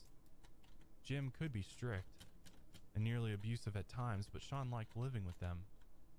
Plus, he really didn't have a choice. In early 1979, though, Jim and Geneva separated, and even though Sean was close to them, he didn't seem too affected by it. He was just happy that he had made friends at school and didn't have to move again. His teachers knew him as a sweet, gentle young boy, and he loved to read, and he was a good student. When Vonda and Paul returned from their work trips, Vonda liked spending time with him. She saw him as a perfect child, but Paul didn't look at him the same way. He thought Sean was too soft and sensitive, and he wanted Sean to toughen up and be a real man. Oh So when boy. Sean was 10 years old, he took him hunting along with his uncle. The thought of killing an animal absolutely horrified Sean, but Paul thought it would toughen him up. While they were out in the woods, Paul gave him a rifle and told him he wasn't a man unless he pulled the trigger and killed an animal. Sean hesitated as he didn't want to kill an animal, but his stepdad and uncle kept pressuring him. And when Sean refused to participate, his stepdad and uncle would call him a wimp. Of course. They shamed him until he finally pulled the trigger. Sean quickly realized that shooting the animal wasn't even the worst part. After killing the deer, they showed Sean how to field dress and handle the body. They then tied the deer up by its hind legs and showed Sean how to cut off the deer's genitals and disembowel it. His uncle also showed young Sean how to decapitate a wounded raccoon by putting an axe on its head and pulling its hind legs until the head came off. After these hunting trips, the usual smile on Sean's face started to disappear. Yeah, The I would, voices in his I head would also assume grew so. louder to the point where Sean became paranoid. At home, he would take cloth thread and attach them to the doors to see if anything was coming through the doorway when he wasn't looking. He would also take a comb and brush the nap of the carpet in one direction before leaving his bedroom. This way he could see if anything was entering his room while he wasn't there. His parents would leave Sean for days or even weeks when they had to work, and he either stayed with his relatives or a babysitter. His parents really just weren't around long enough to see the psychological effects it was having on him. The more his mom left him, the more he resented her. Sean eventually took one of his babysitter's books on the occult and Satan. The stories and passages intrigued him, and he began believing there was power and black magic beyond his wildest dreams. He kept the book hidden away, and he would read it when his parents weren't around. At night he escaped into stories of black magic and power, and his fascination grew by the day. This was a way for him to escape the torment of life and not feel so alone. When his parents were gone, Sean would dive deep into occult ideologies. He found a connection to these books because they helped him feel connected to something. He felt like it was almost a security blanket for him. And the worse his life at home got, the more he wanted to sink into the books. He would often wet the bed even in his early teens. And if he ever wet the bed 2 days in a row, his uncle would make him wear spoiled diapers on his head in shame. Damn. Eventually, his mom and stepdad also began physically abusing him, and his only escape was diving into the books and fantasizing about the power he could have through black magic. The worse his home life got, the more his obsession grew. He felt like he was only in control of his life when he was closer to the occult lifestyle. In 1981, Sean became obsessed with the game Dungeons and Dragons when he was 12. It's a game that's heavily influenced by the player's imagination, and by the 1980s, a Dungeons and Dragons panic was spreading through the news. The panic started with a 16-year-old named James Egbert III, who disappeared from his dorm room at Michigan State University. He was an extremely intelligent kid who was seen as a child prodigy. He went to college early to study computer science. On August 5th, 1979, James wrote a suicide note and disappeared. His parents then hired a private investigator named William Deere, and William thought that their son had disappeared because James was into Dungeons and Dragons. When William Right. released this information, the media caught wind, and a frenzy surrounded the game. The truth was, James suffered from depression and drug addiction. He was also under serious pressure from his parents and also struggled coming to terms with his sexuality. He had fled into the utility tunnels underneath the university during an extreme episode of self-harm, and this would later become known as the steam tunnel incident. Down in the tunnels, he swallowed a large dose of a sedative, hoping to kill himself, but he ended up surviving. Then he fled to a friend's house and lived in several different places just outside the university for several weeks. Eventually, he took a bus down south to New Orleans. While there, he tried to kill himself with cyanide, but again he failed. After a few days, he eventually called the private investigator and gave up his location. William ended up picking him up in Louisiana and returned him home to Michigan. Sadly, a year later, James died from a self-inflicted gunshot wound. Even though the evidence pointed to his mental health and drug addiction problems, some activists started to believe that James's suicide was caused by his interest in Dungeons and Dragons. They thought that playing the game made James lose touch with reality. This became one of the first incidents to cause the widespread panic. Parents even began suing the game publishers when bad things happened to their children. A woman named Patricia Pulling suffered the loss of her son, Irving, when he shot himself in the chest, and Patricia blamed her son's high school principal for putting a curse on him during the game. What?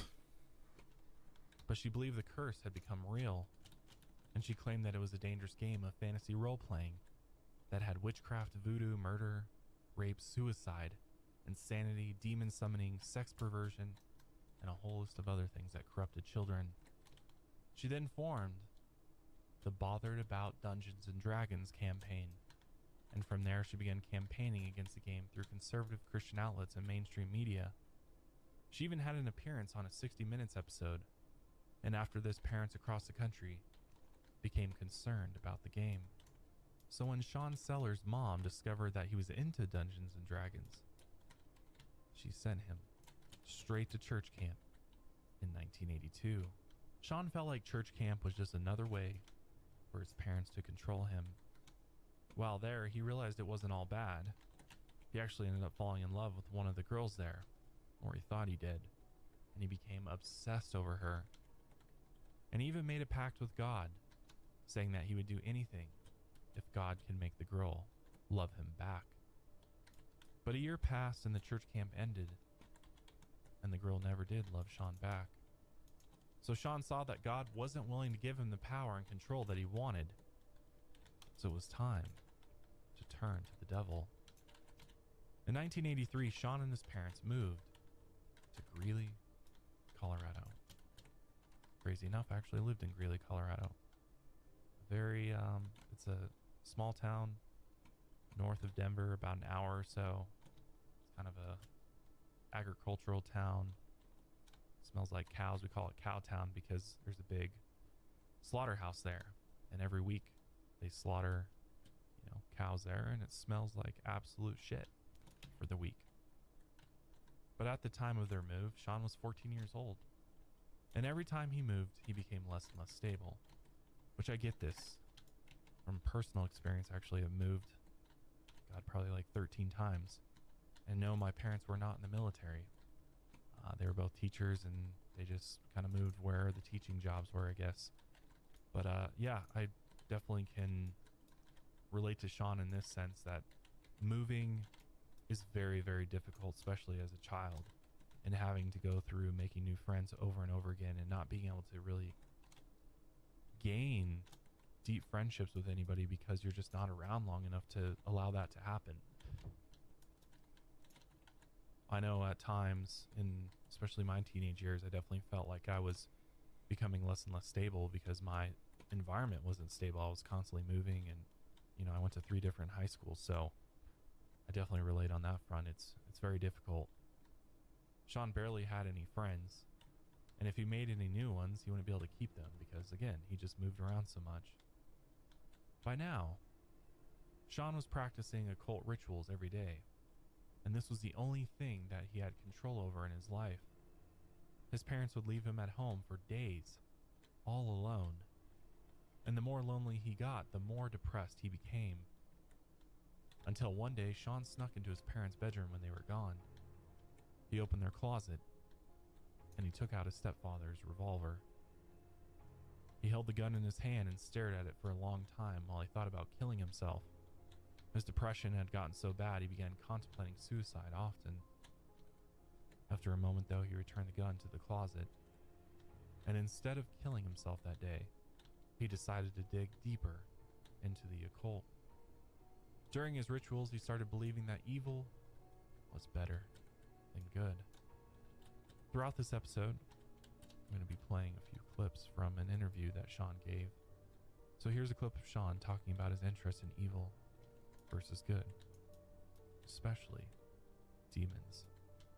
When I first started my rituals and stuff, I began with the pentagram and with, magic circles and stuff and different talismans in order to keep the demons away. As I got into more of this philosophy of good and evil being interchanged, I began to think of demons as my friends, and I began to see that I was mistreating them by doing this. So I began to invoke demons and ask them to enter my body. I'd say, "This is a sanctuary for you, please come in." And they would. So on top of inviting the demons in, Sean also started taking amphetamines to stay awake late in the night to perform the rituals. He also suffered severe mood swings. One moment he would feel euphoric, and the next he would feel suicidally depressed. He would often perform acts of self-mutilation, like cutting his arms and putting sharp objects into his scalp. Let's listen to Sean talk about the self-harm and blood sacrifices. I have a scar here where I cut myself in art class, and I didn't know what I was doing then. Oh, wow. And I just told a couple days later that I was cutting myself and licking the blood off my arm, freaking people out. Now, I got that scar there. I remember doing that one. That was whenever I got my satanic name. That was where I sacrificed blood to Satan. As I got Nah, you involved, got it. I liked for this stuff to happen to me. I was not in any way, rejecting it. My blackouts, whatever you want to call them, I liked it. I thought it was cool because I felt that I was controlling the demons and that I knew what I was doing. And I wanted to be evil because I thought evil was good. I wanted to have power through Satanism, and I thought that power was good.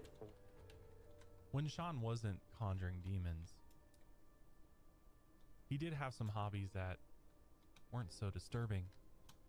In his spare time, he'd also become active in the Civil Air Patrol. He joined their program that focused on leadership, aerospace, fitness, and character. And by the end of 1983, he had become a cadet in the program. But no matter what kind of hobbies he picked up, his parents controlled almost his entire life. In 1984, his parents left on another big trucking trip, so they placed him in the care of his Aunt Debbie in Okmulgee, Oklahoma. Again, he was torn away from the very few friends that he had made in Colorado, and his depression only got worse. While living with his aunt, he began sneaking alcohol into her house, and he got drunk whenever he could. He didn't bother trying to fit in at school because he figured his parents would, move him once again, without a moment's notice. In his spare time, he would hide away in his room, read books, and perform occult rituals. Let's listen to Sean talk about how he got introduced to black magic. When I was about 10 years old, I had a babysitter who introduced me to the occult in the form of some books and stuff. At 13, I got involved in Dungeons and Dragons, and it became just an obsession with me. Then at 15, I got introduced to a witch, and she took me in as her disciple and taught me for a while, and got me involved in Satanism. It's interesting that he was introduced to this witch at such a young age, which I'm not even quite sure how he came about meeting this witch. But as a young teenager, which would you pick? White magic or black magic? At this point in his life, he's looking for powerful transformation. He's looking for powerful abilities. And black magic seems like the most logical way to do that. But by going that route, there's obviously a price you have to pay. And I don't think Sean fully realized what would happen to him if he started practicing black magic. With that being said, though, I want to clear up some of the differences between black magic and white magic, because there's a lot of misconceptions about it. If you look at magic online, obviously you're going to get references to black magic, references to white magic, and there's a lot of sites out there that promote black magic as this potentially potent form of magic, while others warn against using it, portraying it as negative or harmful. Like you just heard in that interview, Sean mentioned that a witch introduced him to white and black magic. Now, some witches believe that there is both black magic and white magic. And for those that identify as a witch or consider themselves a Wiccan, they only practice white magic, which again is beneficial and positive, causing no harm to any living being. And there's even some people out there who make the distinction between black witches and white witches. According to this concept, Wiccans fall into the white category, while those who choose to do harm with their magic are black magic. So that's a very, very simple explanation of it, and I'm sure someone out there who is a Wiccan or, you know, considers themselves a witch can enlighten me even further. But basically, black magic means you could potentially do harm to others, and there's potentially the risk of causing harm to a living being in order to do the spells, as opposed to white magic is more about introspection, positive healing, reinforcement, things like that. So very, very basic overview of that. So obviously at this point in his life, Sean is turning to black magic because he's struggling with all of these things going on in his life. His life is kind of unstable. He's hearing voices in his head. He's praying to Satan, and black magic seems like potentially the way out for him. It's going to be the way to become a better, stronger version of himself, or so he thinks. But sure enough, it didn't take long for Sean to be moved again, and this time he returned to Colorado for the summer. By the end of the summer, his parents planned on sending him back to live with his aunt in Oklahoma again. In between the chaotic moves, he performed one more ritual in his bedroom. With the door closed, he took a blade and cut his wrist open, and as the blood poured out, he collected it into a glass jar. Then with a fountain pen, he used his blood to write out an oath to the devil. In this oath, he devoted his entire soul to Satan. By 1985, he moved back in with his aunt, and then back again with his parents. And by the time he turned 16 years old, Sean had moved 30 times. He had no sense 30? of home, and the only consistent thing in his life were the rituals he was performing. The more nightly rituals he performed, the more he looked for proof that Satan was with him and giving him strength. He desperately got his hands on any satanic book he could find, and he wanted to learn more about all the demons and dark forces in the world. He also became obsessed with the biblical morals and how to challenge them.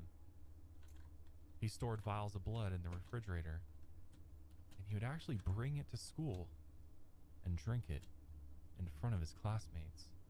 I was really into drinking blood and stuff. I'd gotten to the point where I even craved it, where if I had blood in these little bitty vials that I had taken from a clinic that I'd worked at, and I used needles and stuff sometimes to draw my own blood because I didn't want the scars to appear. My parents get kind of crazy whenever scars start appearing on your arms and stuff. So I hid it by using needles. I used, got my friend's blood, whatever I could find, and I kept it in these vials, and I kept the vials with me all the time. As you can imagine, if you're pulling out vials of your own blood and drinking it, you can imagine what his classmates thought of him. Sean was even voted most likely to become a vampire at school. Around this time, he was reunited with an old childhood friend named Richard Howard. They'd actually known each other since they were kids, and they both had similar upbringings. Richard had been raised by his grandparents just like Sean was when he was little, and the more they saw each other, Sean realized that Richard was also into the occult lifestyle. Richard had a few other friends that he brought around, and while they were hanging out, Sean performed his first satanic baptism. He blessed his friends and welcomed them into a satanic church. They eventually built up a small gathering of 8 people before conducting another ritual. Sean was actually arrested for trying to steal a black cloth from a department store, but the police only sent him home with a slap on the wrist. Sean also began drinking and doing drugs more often with his friends, and soon he dropped from his honor roll standing, quit the few sports he was doing at school, and stopped caring about his appearance. He then began painting his nails black, growing out his hair, and wearing black clothes. I wore a lot of black. I wore a black headband all the time. I had satanic jewelry. My fingernail on this fingernail was about that long and filed to a point, and I kept polish on it a lot so that it would be hard. And some of my other friends and stuff would, they would have these 3 fingernails grown long and pointed, or just those 2 for the sign of Satan. His mom saw that he was changing, so she forced him to attend a Bible study class. She thought the only way to help him was to force him into religious study, but this only reinforced Sean's obsession with the occult. His rituals empowered him and made him feel free. It was also a great way to rebel against his mom. The rituals boosted his confidence, and he felt like the devil was on his side. During his rituals, he would try to summon demons and get them to take control of him. He thought that if a demon possessed him, he could have more power. Here's Sean talking about wanting more power from Satan. I got to the point where I didn't care anymore. I didn't care about anybody else or anything else except myself, and I wanted to be powerful. I wanted power. I wanted to control others. I liked it when people were afraid of me, and a lot of people were, and for good reason. I was dangerous. In Satanism, there comes a point that you have to give him everything. Everything. Everything. Well, one of these demons that he invited to possess him was supposedly named Ezerate, and Sean truly believed that he had accepted this demon into his body. In demonology, Ezerate is known as a human that turned into a demon. She's a laid-back trickster, and when she was a young girl, her home village was attacked by a corrupted military. She and her brother were out in the woods nearby when the attack began. Both their parents died, and the siblings got separated from one another. And when the attack ended, she went out looking for her brother. She ended up wandering into the house of a local scientist. The man let her stay there for as long as she needed, but she needed to work for him. But during a freak accident, the scientist's lab exploded. Ezerate died, but she returned as a demon. Her physical features changed, but she was able to look like a regular human when she wanted to. She grew a thin black tail that split into 2 prongs at the end, and the tips of her tail changed to bright red. Her blue eyes had changed to gray, and when she got angry, her eyes turned black and her pupils turned bright red. Her teeth, ears, and nails all became slightly pointed. When she became a demon, she could control blood using her hands. She could also control the limbs of humans or small creatures. When doing this, her fingers would look like she was playing the piano in midair. She also had the ability to pull blood from a wound and harden it to make it into a weapon. She now spends her time roaming the world forever searching for her brother, and Sean Sellers believed that he had accepted Ezerate into his own body. The holidays are right around the corner, and this is about the time of year where I start stressing about what I'm going to get everybody on my list. Well, today I'm here to tell you about Skylight Frames. Digital picture frames are by far the coolest gift you can get any of your friends, loved ones. I mean, this thing is absolutely amazing. What's cool about it is that you can update this digital frame from anywhere. Sending photos to Skylight is effortless. Everyone in the family can use the app or just email them to Skylight and they'll pop up in seconds. It only takes 60 seconds to set up. You just plug it in, you use the touchscreen to connect to your wireless network, and enjoy. You can choose from 2 size options, either the original 10-inch or a new large 15-inch frame. You can preload it with photos, which is what I'm going to do, and send it to my grandparents who, aren't the most tech savvy, but this allows me to actually set it up from them and keep adding photos to it of my daughter so that they can see the great grandchild. Skylight Frames has a 100% satisfaction guaranteed, so if you don't love your skylight, they'll offer you a full refund. So what's cool is now, as a special offer, you can get $15 off your purchase of a skylight frame when you go to skylightframe.com and enter code LIGHTS. That's right, to get $15 off your purchase of a skylight frame, just go to skylightframe.com and enter code LIGHTS. That's SKYLIGHTFRAME.com, promo code LIGHTS. At school, Sean's obsession with the occult finally caught up to him, and he liked drawing attention to himself. During biology class, he wanted to shock the other students, so he took one of the dead frogs they were going to dissect and tore off its legs with his teeth. Sean was thrilled when all the other students started gasping.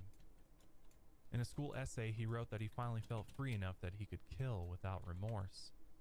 One of his teachers called Sean's mother and told her about his essay, but by now Sean barely had a relationship with his mom or stepdad. They didn't understand who he had become, and they couldn't control him or discipline him. And by this point, Sean really spent most of his time with his friend Richard. Sean eventually took over a small abandoned farmhouse at the edge of town where he and his friends performed all of their dark rituals. Soon Richard and Sean really became inseparable. They were like brothers, but they wanted to make it official. So during a ritual, Sean cut his skin open with a blade and poured blood into a chalice. He then handed the chalice to Richard and had him drink his blood. Sean then proceeded to drink Richard's blood, and after the ceremony was over, they felt like spiritual brothers. But this was a friendship that wouldn't end well for either of them. When they weren't obsessing over their rituals in the farmhouse, they were going around town getting into trouble. In early September of 1985, Sean and Richard went into a local Circle K gas station where they tried to buy beer. When they brought a six-pack to the counter, the cashier, Robert Bauer, asked for ID. Sean tried to make excuses for why he didn't have his ID, but the cashier saw through his lies. So Robert kicked both of them out of the store. For whatever reason, this triggered something in Sean. He had felt the same way when his parents told him he couldn't do something. He felt oppressed. So when they got back to the abandoned farmhouse, Sean told Richard that he was going to get revenge on the Circle K store clerk. Richard felt the same way. And for the next week, they started making a plan. He told Richard it was time for them to prove their worth to the devil. They needed to make a human sacrifice so Satan would finally give them the power that they were looking for. Here's what Sean had to say about this. In the Satanic Bible, the copy I had, I think they have edited that out of it since then, but the copy that I had said that on the choice of a human sacrifice, that you were to choose people who didn't give to society anything, didn't beg by their actions to be, exterminated. So we did a ritual, a lust ritual one night, and we drove to the Circle K. In Sean's mind, he would become the most powerful man in the world. So to prove his loyalty, he needed to break the 10 Commandments, which obviously one of the big ones is, "Thou shalt not kill."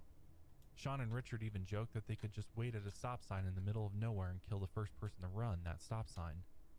They also considered torturing a friend's ex-girlfriend. They talked about fantasies of tying her down, raping her, slicing her breasts open, and cutting her throat. But in the end, Sean wanted to get revenge on the 32-year-old Circle K clerk, Robert Bauer. The weapon would be a .357 Magnum that Richard stole from his grandfather, and he gave it to Sean.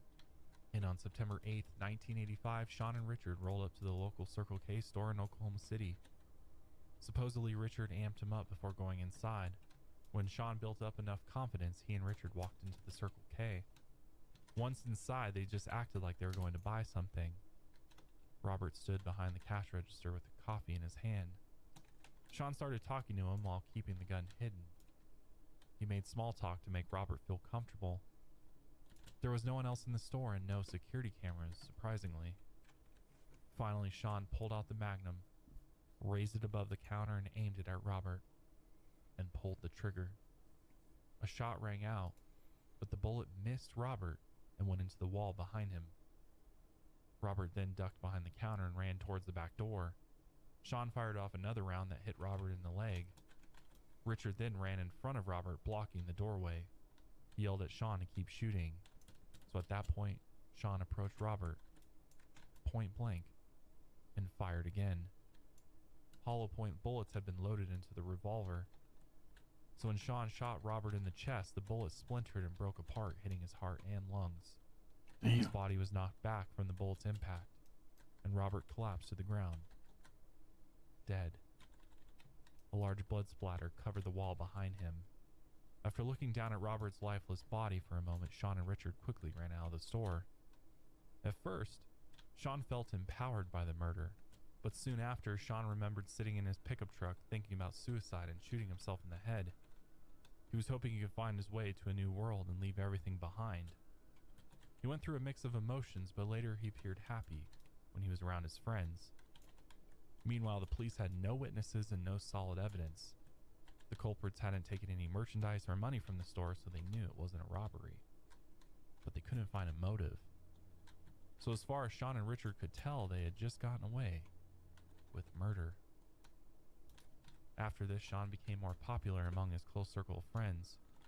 His confidence had grown after the murder, and a part of him felt like Satan had given him more power.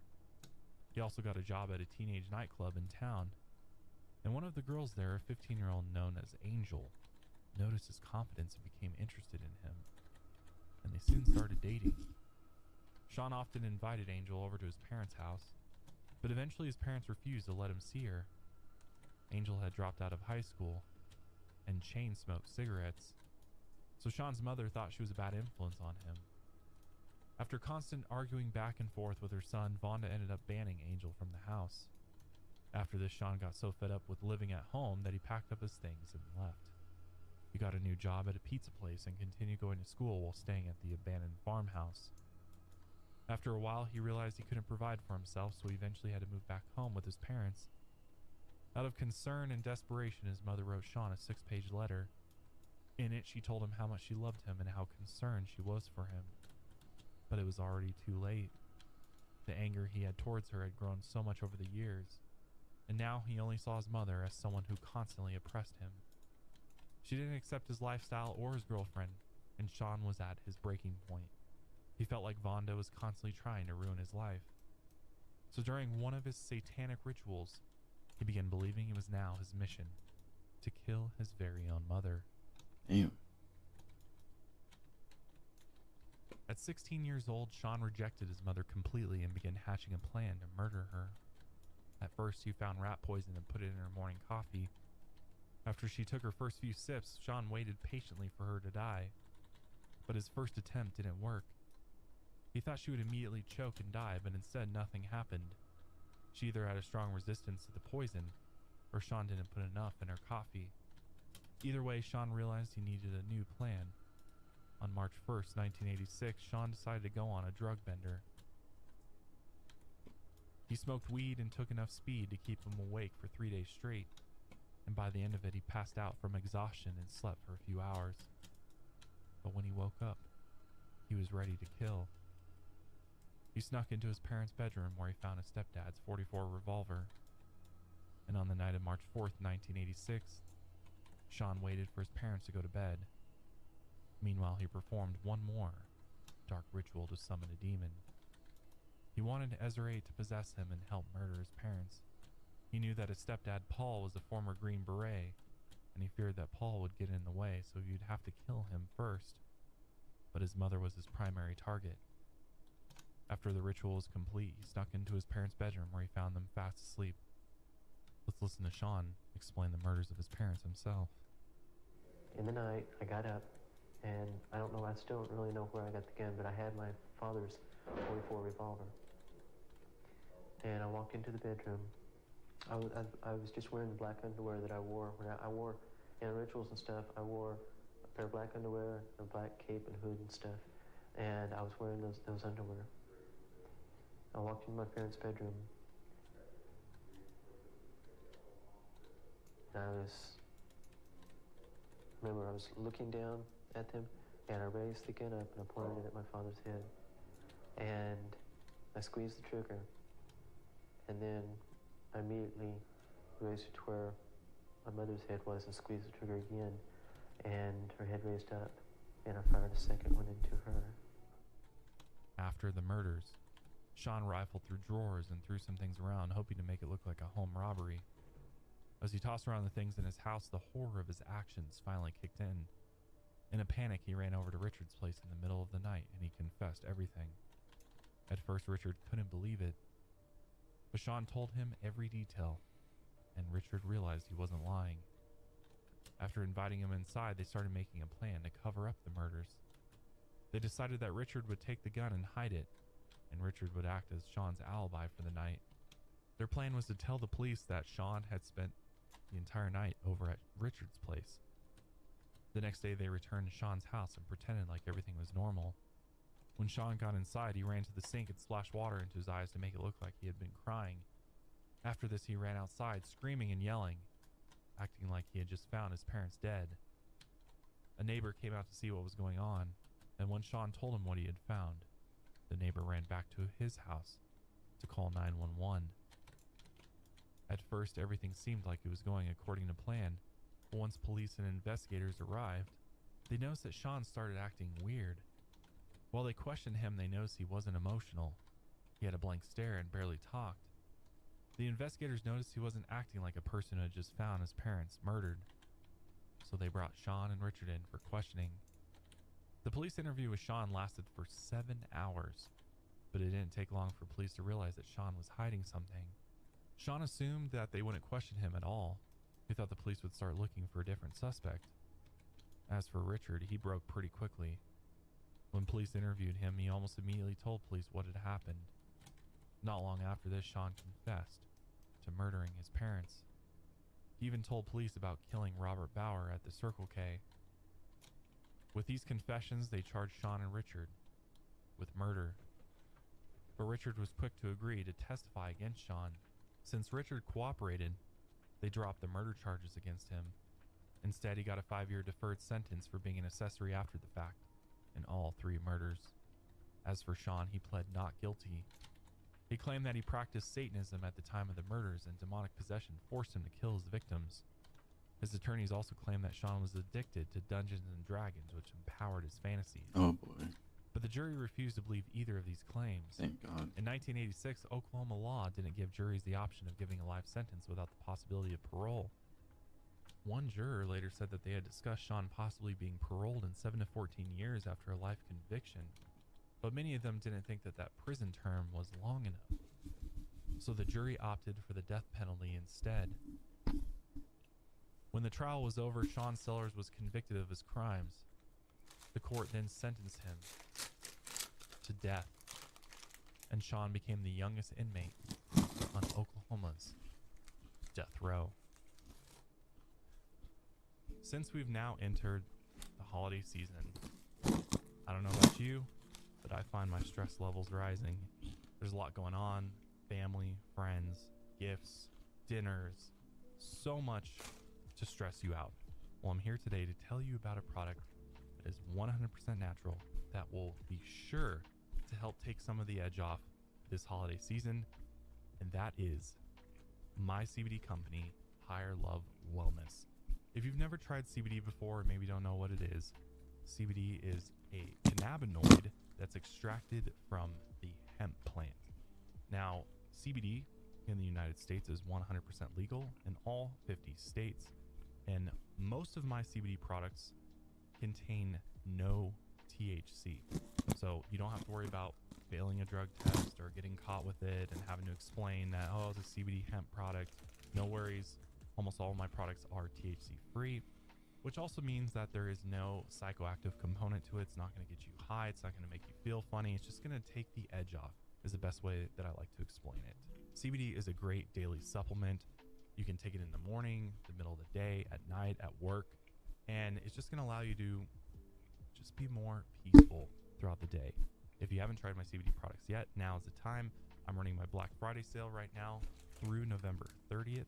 I carry a wide variety of different CBD products, including CBD gummies, CBD oil tinctures. I carry CBD topicals and CBD concentrates, which include vape pens and dab pens. I've also got CBD for pets, and again, I ship to all 50 states, including the UK and Australia and a few other countries as well. So check it out. now's the time. Black Friday sale running through November 30th. That's higherlovewellness.com. While Sean was on death row, awaiting his execution, he decided to turn away from his occult lifestyle and instead convert to Christianity. Some of his friends started a website for him, and they claimed that he should have been given clemency because of his religious conversion and how young he was at the time. He was only 16 years old at the time of the murders, but he had been given a death sentence which stirred up a lot of controversy. While he sat on death row, he campaigned for a change in his sentence. He actually made appearances on the Oprah Winfrey Show and a segment on the show Geraldo to take responsibility and help people understand what he was going through. One of Sean's step-siblings came out and said that they didn't necessarily believe that Sean's conversion to Christianity was sincere, and only one of his family members, actually his step-grandfather, thought he was being honest. While in prison, he got a small following of people who thought he was innocent. On Valentine's Day 1995, Sean married a woman while still behind bars, but the marriage was annulled 2 years later. While he stayed in prison for years, he tried to appeal his conviction. During his appeal in 1999, Sean told the 10th U.S. Circuit Court of Appeals that he had been suffering from severe mental illness during his crimes. Some of the psychiatrists who examined him said that the brutal abuse he suffered as a child might have led to a multiple personality disorder. Some also said that he had killed his victims during one of several psychotic episodes. Sean told the court that he had invited demons into his body. He said he heard voices in his head that told him to do things like shoot up his class and kill everyone. At first he said he thought it was cool, and then he got to a point where he was losing touch with his emotions. He couldn't feel anything anymore. He couldn't cry, and he just felt empty inside. It was discovered that in 1992, which was 6 years after his trial, Sean had been diagnosed with multiple personality disorder. Now it's called dissociative identity disorder. It's a disorder where a person feels like they're switching between alternate identities. Sometimes they can feel the presence of 2 or more people talking or living inside their head at a time, and they might feel like they're possessed by these identities. A team of mental health professionals determined that Sean had at least 3 alternate personalities and sometimes as many as 8. In March of 1987, he had been examined by another psychiatrist, and she claimed that he was chronically psychotic and exhibited symptoms of paranoid schizophrenia and other major mood disorders. She described how he was out of touch with reality and overwhelmed by fantasy. And during the appeals, his attorneys claimed that the person facing the death sentence for 3 murders was not the person who committed the crimes, but at the time, the justice system's view on mental illness was very vague. The prosecutor also argued that this was all just an attempt to escape the death penalty. It had been 6 years after his trial when he was diagnosed with this multiple personality disorder, so the skeptics thought that he might have manufactured the disorder over the years. During the appeals process, the courts acknowledged the neurological and psychological evidence, but they couldn't conclude that this would have changed the jury's vote to convict. Sean's appeal actually went all the way up to the Supreme Court in November 1998, but they refused to hear Sean's final appeal. The Attorney General immediately asked the State Court of Criminal Appeals to set an execution date, and so they did. There was controversy and outrage over Sean's death sentence, not just because he suffered from mental illness, but because he was only 16 at the time of the crimes. Sean ended up spending his entire adult life on death row. For his last years, he had been incarcerated in the H Unit, a maximum security unit inside Oklahoma State Penitentiary, and he was one of the first prisoners to move there when the unit opened in November of 1991. According to the Convention on the Rights of the Child, they believed U.S. officials had kept Sean in dehumanizing conditions for most of his adult life. It's reported that no incidents appeared on his record while in prison, and he was seen as a model prisoner. In his final years on death row, he became very religious and took up hobbies like writing and artwork. He spent his time working on videos where he talked about the dangers of cults, Satanism, and drugs. But by 1998, all of his appeals were exhausted. Executive clemency was his last option. But Governor Keating reportedly said that he would never give Sean clemency. So on February 4th, 1999, Sean Sellers had his last meal It said that he had Chinese food, egg rolls, sweet and sour shrimp, and some tempura shrimp. And he began his final statement by addressing his step-siblings. All the people who are hating me right now are here waiting to see me die. When you wake up in the morning, you aren't going to feel any different. This statement enraged all of his step-siblings. Sean then said, "I love you all." In the final minutes before Sean would receive his lethal injection, he sang modern Christian music. Then he said loudly, "Here I come, Father. I'm coming home." At that point, he turned to the warden and said, "Let's do it, Gary. Let's get it on." Finally, he sang his last words, "Set my spirit free, that I might praise thee. Set my spirit free, that I might worship thee." And at 12:17 a.m., 5 minutes after the drugs were injected, Sean died by lethal injection. So like I said at the beginning of this episode, this case was extremely controversial. Sean is one of 22 people in the United States since 1976, when the death penalty was reinstated, to be executed for a crime committed while under the age of 18. He is also the only one to have been executed for committing a crime under the age of 17. The case of Sean Sellers drew worldwide attention because of his age, his religious conversion, and his claims that demonic possession forced him to kill his victims, which to this day people still argue whether he was truly responsible for his crimes. Some say mental illness was to blame, and some even believe Sean was truly possessed by a demonic force. Either way, Sean's horrific actions left 4 people dead, which included himself.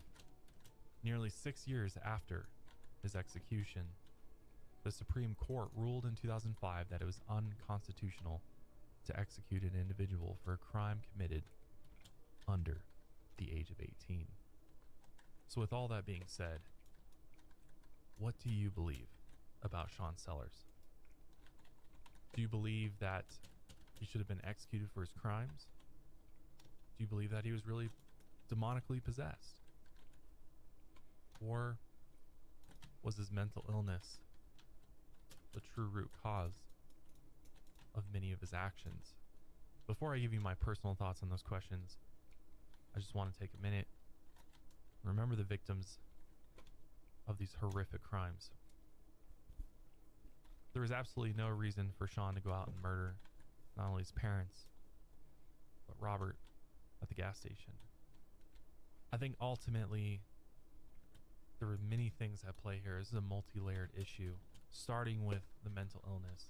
And it was crazy because they truly believed that Sean had started acting mentally ill once he had been arrested, once he had been, they had put these crimes on him and he knew he was going to be facing the death penalty. There's a lot of people that believed he started acting mentally ill to try and sort of get out of the consequences. I think in Sean's case, what we have is the perfect storm. We have mental illness. We have filling your head at a young age with dark ideologies, fascination with the devil, evil, demons, and then obviously growing up in an abusive home, the just pure unstableness of his life. I think all of these things factored in to Sean carrying out the crimes that he did. It's a very difficult one. It's highly debated whether or not he deserved the death penalty, and it's one of those I go back and forth on. When you're 16 years old, I mean, you're still essentially a kid, and at that point, if you do commit horrific crimes, is your life over at that point? Is there any purpose to keeping someone alive after they've done such horrific things? And it's very difficult for me. I go back and forth with Sean. I'm like, I mean, he ended up seeming from his interviews and from what people said, he was a model prisoner. He ended up kind of turning his life around once in prison. And ultimately, did he deserve to be executed? I don't know. But then there's kids that carry out mass shootings at schools, and I'm just like, what's the point? This kid is clearly past the point of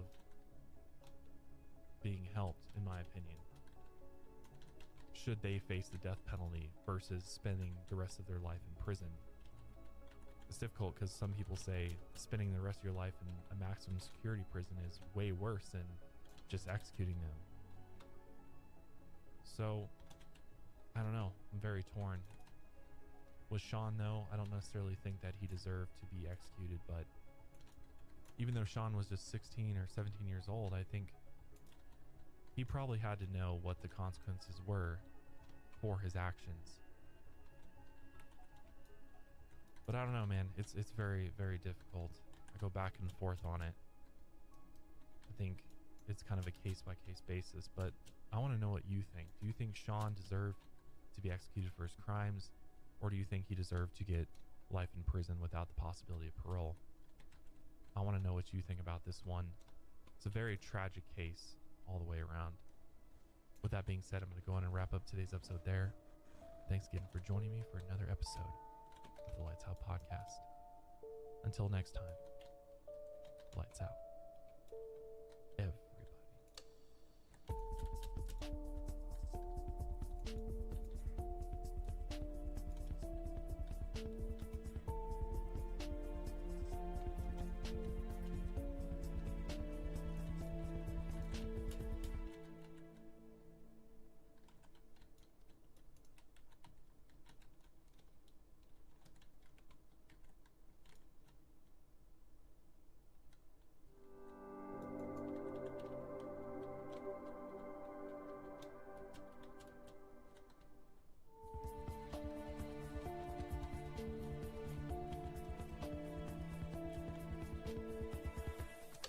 Light out.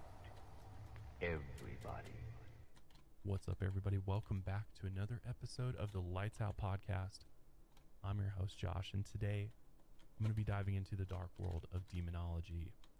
In a previous episode, I know I'd mentioned that one day I'd like to cover demons on a deeper level, specifically looking at what demons mean to other cultures and religions. They have different names, they have different origin stories, and so today I'm going to be taking a look at several different cultures and religions and what demonology means to them, because it is very interesting how it varies per religion, and some of these demons have been passed down for thousands and thousands of years, and there's several possession stories I'm going to be covering today related to those specific demons, which I think a lot of you will find very interesting.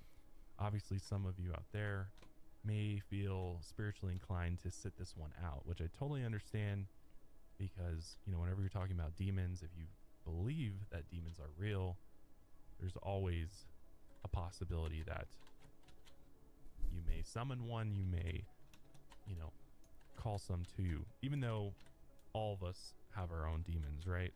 I mean, we all deal with things that I like to call our demons, and so this is a more of a spiritual aspect to the demon issue.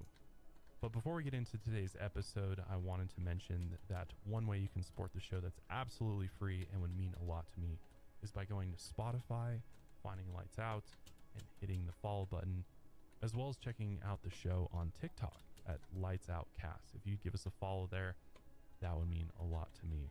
But this episode of the podcast is brought to you by Lomi, Green Chef, Skylight Frame, and Private Internet Access. So I'm going to begin our demonology journey by looking into jinn. So most of us know what a genie is, right? They become popular in the Western world through movies like Aladdin and Kazam. Usually you rub a magic lamp and then a smoky spirit comes out and promises to grant you 3 wishes. In many stories involving genies, the deal that's made isn't always what it seems, and the user ends up worse off than before, or even dead. But the modern day genie is nothing compared to the true lore of its ancient legend, as the word genie comes from the Arabic word jinn. These are demons that have roamed the earth for thousands of years, and their history is mostly tied to Islamic myth and folklore, but their origins are believed to predate Islam. Some believe they originated as evil spirits living in the barren desert and in unclean places, as they often took the form of animals to disguise themselves. Others think that they were originally pagan deities, and they were born of smokeless fire long before the creation of humanity. There are a handful of different descriptions of jinn, Most of the time, they're hard to describe because they're invisible or shapeshifters. Some are seen as dogs or serpents, others are smoke clouds and lightning. Some accounts say they're giants, and their bottom half is made of smoke, or others are massive winged creatures made of fire. But one of the most terrifying forms of jinn is known as pollies. Pollies walk on 4 long skinny limbs and are known to crawl on top of people in their sleep. People who experience sleep paralysis often feel a dark creature on top of them, holding them down. And many believe that the cause of this is a result of the pollies demon. Once they're on top of you, they then drain their victim's blood by licking the soles of their feet. Another terrifying jinn is the Silat, or the she-ghoul. They're the smartest shape-shifting jinn, and they often disguise themselves in human form, so you'll never be able to tell if a jinn is walking among you. In Islamic tradition, the word jinn is used to refer to almost any supernatural creature, but it can also be used for a specific creature. They are like demons, and they can be evil, but other times they are friendly and helpful after being summoned by sorcerers. And even though they are considered lesser gods, they aren't immortal or invincible. There have been legends of armed men being able to kill jinn, but it's not easy, as jinn can shapeshift and many turn invisible, so fighting them is nearly impossible. These spirits are also spreaders of disease and mental illness, and since they can turn invisible, their victim won't even know what happened. One of the earliest references of jinn appears in the story of Solomon. He was a prophet of God and was given many gifts, including the ability to speak to animals and jinn. At that time, jinn were seen as creatures of nature. So because of these abilities he was able to round up the jinn and get them to help build the first temple in ancient Jerusalem. In the Quran, the jinn are mentioned 29 times. Most of them are mentioned in the 72nd chapter titled Al-Jinn, which translates to the jinn. But Islam is a religion that believes in only one true God, so jinn are seen as lesser spirits and not gods. They're basically on the same level as humans, but they have supernatural abilities, and they are able to exist between 2 realms, this realm and the spectral realm. In the Quran, the jinn are divided into 3 groups. There is the flying jinn, shape-shifting jinn, and jinn that roam the earth like humans do. They are believed to be entities that exist in a plane of reality that is invisible to humans, kind of like angels and demons. But not every jinn is high up on the spiritual ladder. Some are believed to be similar to humans. When they were first created out of the smokeless fire before the first humans ever walked the earth, they were faster and stronger. But they were similar to humans in a few ways, as they still needed to eat and sleep, just like a human being. At the end of their life cycle, God either sentenced them to heaven or hell depending on how they lived. And during their existence on earth, they lived in tribes. Each one was created by a different mixture of fire. And between these tribes, they waged war against each other. Power struggles between light and dark forces tore through the desert plains. Good and evil jinn killed each other, and they were judged before God in the afterlife. Whenever massive storms came through, they were explained as violent battles between the jinn. And since the jinn are invisible, the rain and lightning were the aftershocks of a gruesome battle that just took place. From these battles, some believe that most or all of the jinn were wiped off of the face of the earth.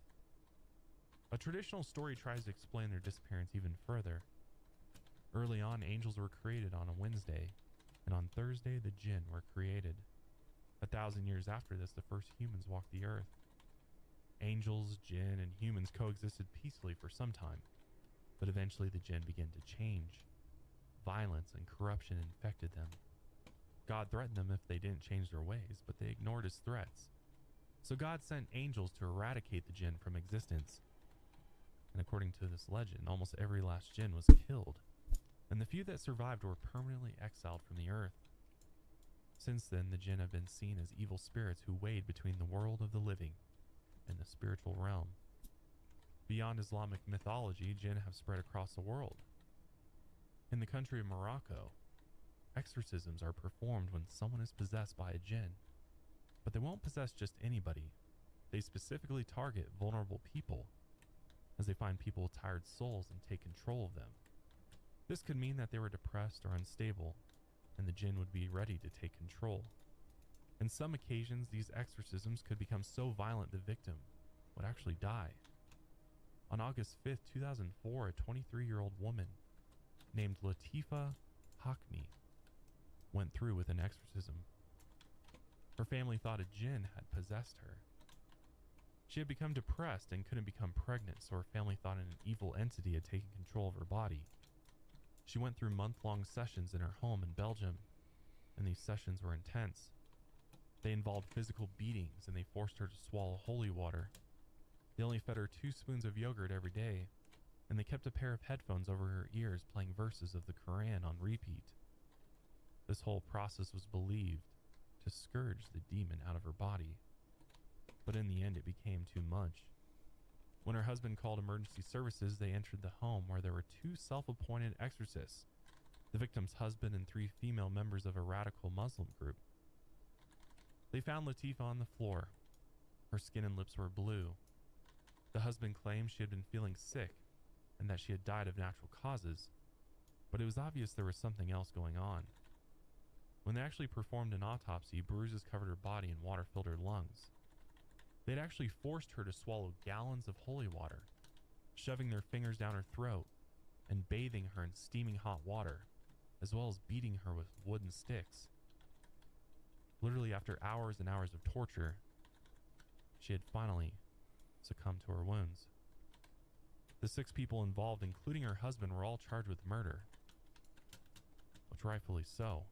Whether or not she was really possessed by a jinn or not was up for debate.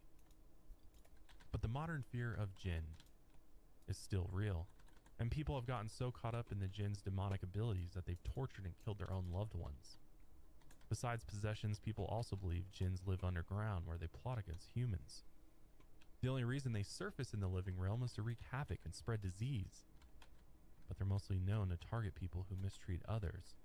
And their most common terror tactic besides possession is kidnapping children who misbehave. So this way the jinn can be used as a way to get people to behave, or else the jinn will ruin their life.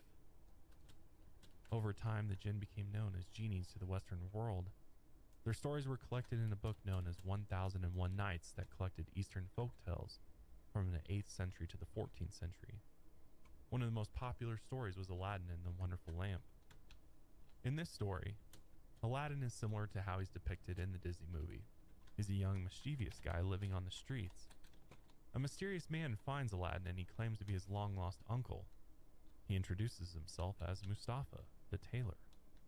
The strange sorcerer convinces Aladdin and his mother that he wants to help them financially. But before he helps them, he needs a favor. He tells them about a hidden cave. And inside this cave, there's the most incredible oil lamp in all of the land.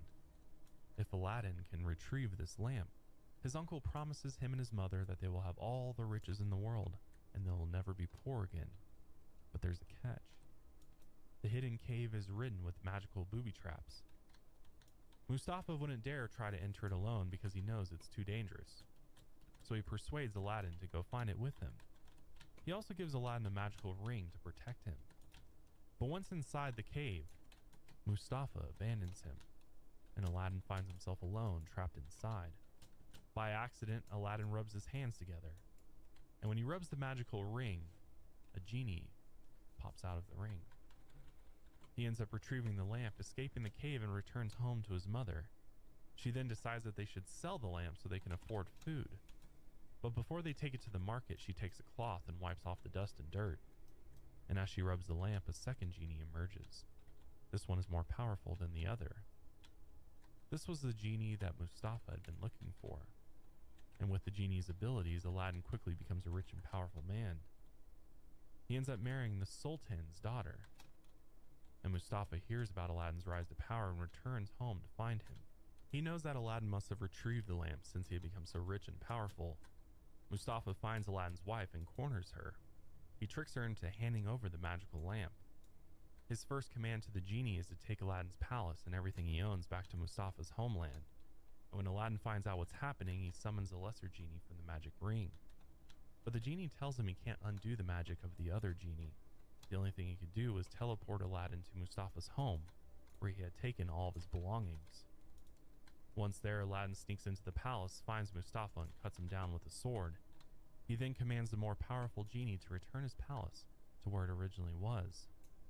But Mustafa's older brother had witnessed what had happened, and he promised to avenge his brother. Through magic, he transforms himself into an older woman and sneaks into Aladdin's palace. But the powerful genie sees through his disguise and tells Aladdin what's going on. The man is quickly captured and dragged to a courtyard and beheaded for trespassing. In the end, Aladdin becomes the sultan of the land, and he never has trouble with evil sorcerers ever again.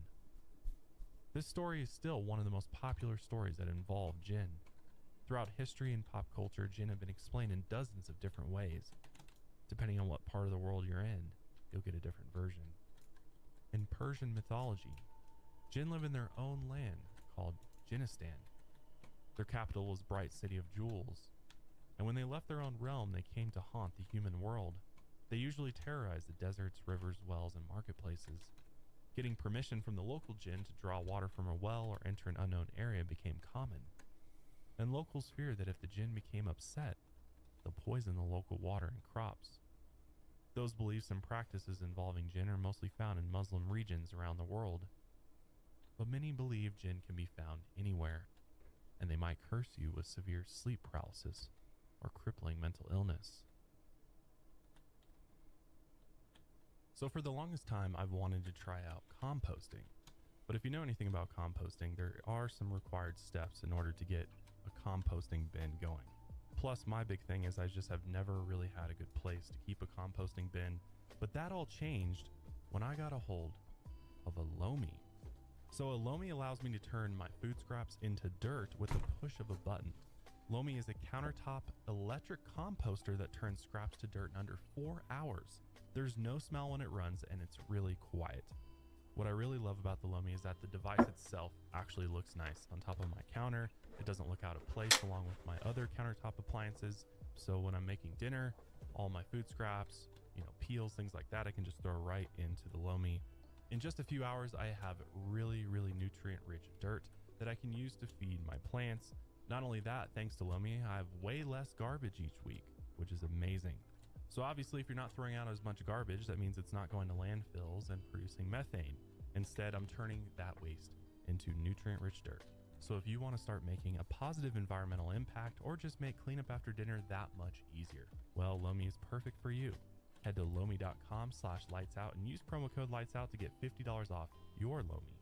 That's $50 off when you head to lomi.com/lightsout and use promo code lightsout at checkout. Food waste is gross. Lomi is your solution. With the holidays just around the corner, Lomi will make the perfect gift for someone on your shopping list. So moving on to the next historical demon on our list is a being that came from Hindu and Buddhist mythology. They're called Asuras, and unlike the jinn, they are rarely helpful or friendly. They are known as power-hungry demons who are lustful and known for unstable mood swings. In Buddhism, their name is sometimes translated to demigod or anti-god, and their appearance matches their reputation. Asura's skin are often dark red or bluish green, and it's poisonous to the touch. They have 4 to 6 arms that come out of their torso and 3 heads that come out of their neck. Each face on their head point into a different direction, so they have a 360-degree view of their surroundings. They often wear beautiful clothes like silk skirts with gold sashes. Gold bracelets cover their arms, and heavy jeweled necklaces hang from their necks. Sometimes they wear elaborate helmets, like they're going into battle. They're stronger than humans, but compared to the other gods, they're at the bottom of the totem pole. Many stories about these demons involve the quest for immortality. Many were obsessed with finding an elixir for eternal life. And in mythology, Asuras and Devas were once children of the great celestial god, and they had promised each other if one of them found it, they would share it with the others. But the Devas ended up breaking their promise. Once they found the elixir of eternal life, they kept it for themselves, and now the Asuras are mortal forever. This gives them all inferiority complexes. They're jealous of the other gods and they're easily humiliated, which makes them unstable. In one myth, a god named Sakura was a ruler of heaven. Eventually he became the ruler of the earth, The Asuras celebrated his rise to power by partying and getting hammered on strong liquor. While the Asuras were wasted, Sakura ordered them all to be removed from his presence. Later, when the Asuras sobered up, they felt so disrespected that they had been removed from the party that they waged a violent war against Sakura. This showed how emotional and unstable Asuras can be, and they often let their emotions control them. But supposedly their strong emotions also make them incredible lovers and extremely devoted in religious practices. They won't hesitate to perform blood sacrifices to the higher gods or go on violent pilgrimages for their faith. Since they're low on the totem pole of gods and extremely unstable, they're willing to do almost anything to try and prove themselves. In Hindu mythology, they are separated into good and evil groups. Those that do good deeds have the chance of being promoted to the next higher god, but their short temper and unstable moods usually prevent them from doing good. The Buddhists consider them as one of the 4 unhappy births. This means that if you're reincarnated as an Asura, it's just as bad as reincarnating as an animal. The only bonus is the power that comes with it. Unfortunately, their powers are unstable as their emotions, though. They can fly, change shape, cast spells, and turn wild animals into personal slaves. Depending on their mood, they can perform miracles, or they can bring destruction and death to their surroundings. The Asura females, called Asuri, are known for charms they can use on plants. One legend says that Asuri once created a plant that cured leprosy and a powerful love potion with herbs. With their powers, the Asura have been popular through Hindu and Buddhist mythology, and one of the most famous stories about the Asura is the story of Shiva's son, Enhaka. The story begins with Shiva meditating on top of a mountain. Shiva is a very powerful Hindu god, and he can understand much of the universe through his third eye. While meditating, his wife Parvati snuck up behind him. She reached out and covered Shiva's eyes with her hands. This caused the whole universe to turn black with darkness. And as she covered his eyes, his sweat began to ooze through her hands because his powerful third eye was overheating. The sweat poured between her fingers and fell to the ground in front of them. The sweat then oozed and churned until it was turned into a mangled-looking boy who was completely blind. Shiva's wife was horrified about what they had just created. But Shiva said that this was now their son, because he had been born from their physical contact. They named him Enhaka. Years passed, and a demon king did Shiva a favor, hoping that they would one day have a son. Shiva was pleased with the demon king, so he gave his son over to him. Enhaka lived with his new demon king father for a while, learning the ways of becoming a powerful demon, until one day the demon king was murdered by another god. Because of this, Enhaka inherited the demonic kingdom, and he became the new ruler of all the demons. But the other demons would never accept him as a true Asura demon because he was born from Shiva, so they rejected him as their true ruler. He was actually banished to a dark forest outside of his kingdom, and there he asked the creator, Lord Brahma, for help.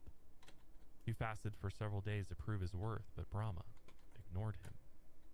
No matter what he did, he couldn't get the attention of Lord Brahma. In desperation, Enhaka took a blade and began sawing off each of his arms and legs. Blood flowed from his wounds as he sawed into his flesh and muscles, until finally Brahma could no longer ignore him. As Brahma looked into the dark forest and saw all the blood that poured from his wounds, he was pleased. This was the kind of devotion he was looking for. Self-mutilation and blood was the only way to get the attention, and it was just like a true Asura, to let emotions cause them to begin cutting off their own limbs. So Brahma gave Enhaka 2 gifts. One was the ability to finally see, since he was blind his whole life. And when his vision came to him, he could finally see the green trees and the bright birds. He was so inspired by this gift that he asked Brahma to give him immortality, but Brahma refused. He said that every living thing must eventually die, but he would allow him to choose the conditions of his life when he died. So Enhaka told him he wanted a beautiful woman that would be like a mother to him, and once he had that, he could die happy, as he had been lonely his entire life, and the other demons judged him for not having a beautiful woman. So Brahma agreed. Enhaka spent the next few years reclaiming the demonic kingdom. He murdered anyone who got in his way. And when he got enough power, he even began controlling parts of heaven He became so powerful he was feared all over the world, and once he controlled his kingdom, he bragged to the world that no one could match his strength or his wealth. He had everything except for one thing. He still didn't have a woman. He traveled through his kingdom with his army looking for a beautiful woman. He came to a mountain and decided to rest there for the night. Some of his troops scouted the area and came back to report what they had found. Supposedly, they found an old hermit in a cave, and with him was a charming, beautiful woman. Enhaka ordered them to bring him the woman, but the hermit refused to let her go. So Enhaka went to the cave himself to fight the hermit. He figured it would be an easy battle, but he was met with a massive army. And this battle became a war that lasted 500 years. Countless dead bodies rolled off the mountaintop. Centuries passed and other gods joined in. He waged a 500-year war so that he could finally get a beautiful woman that was...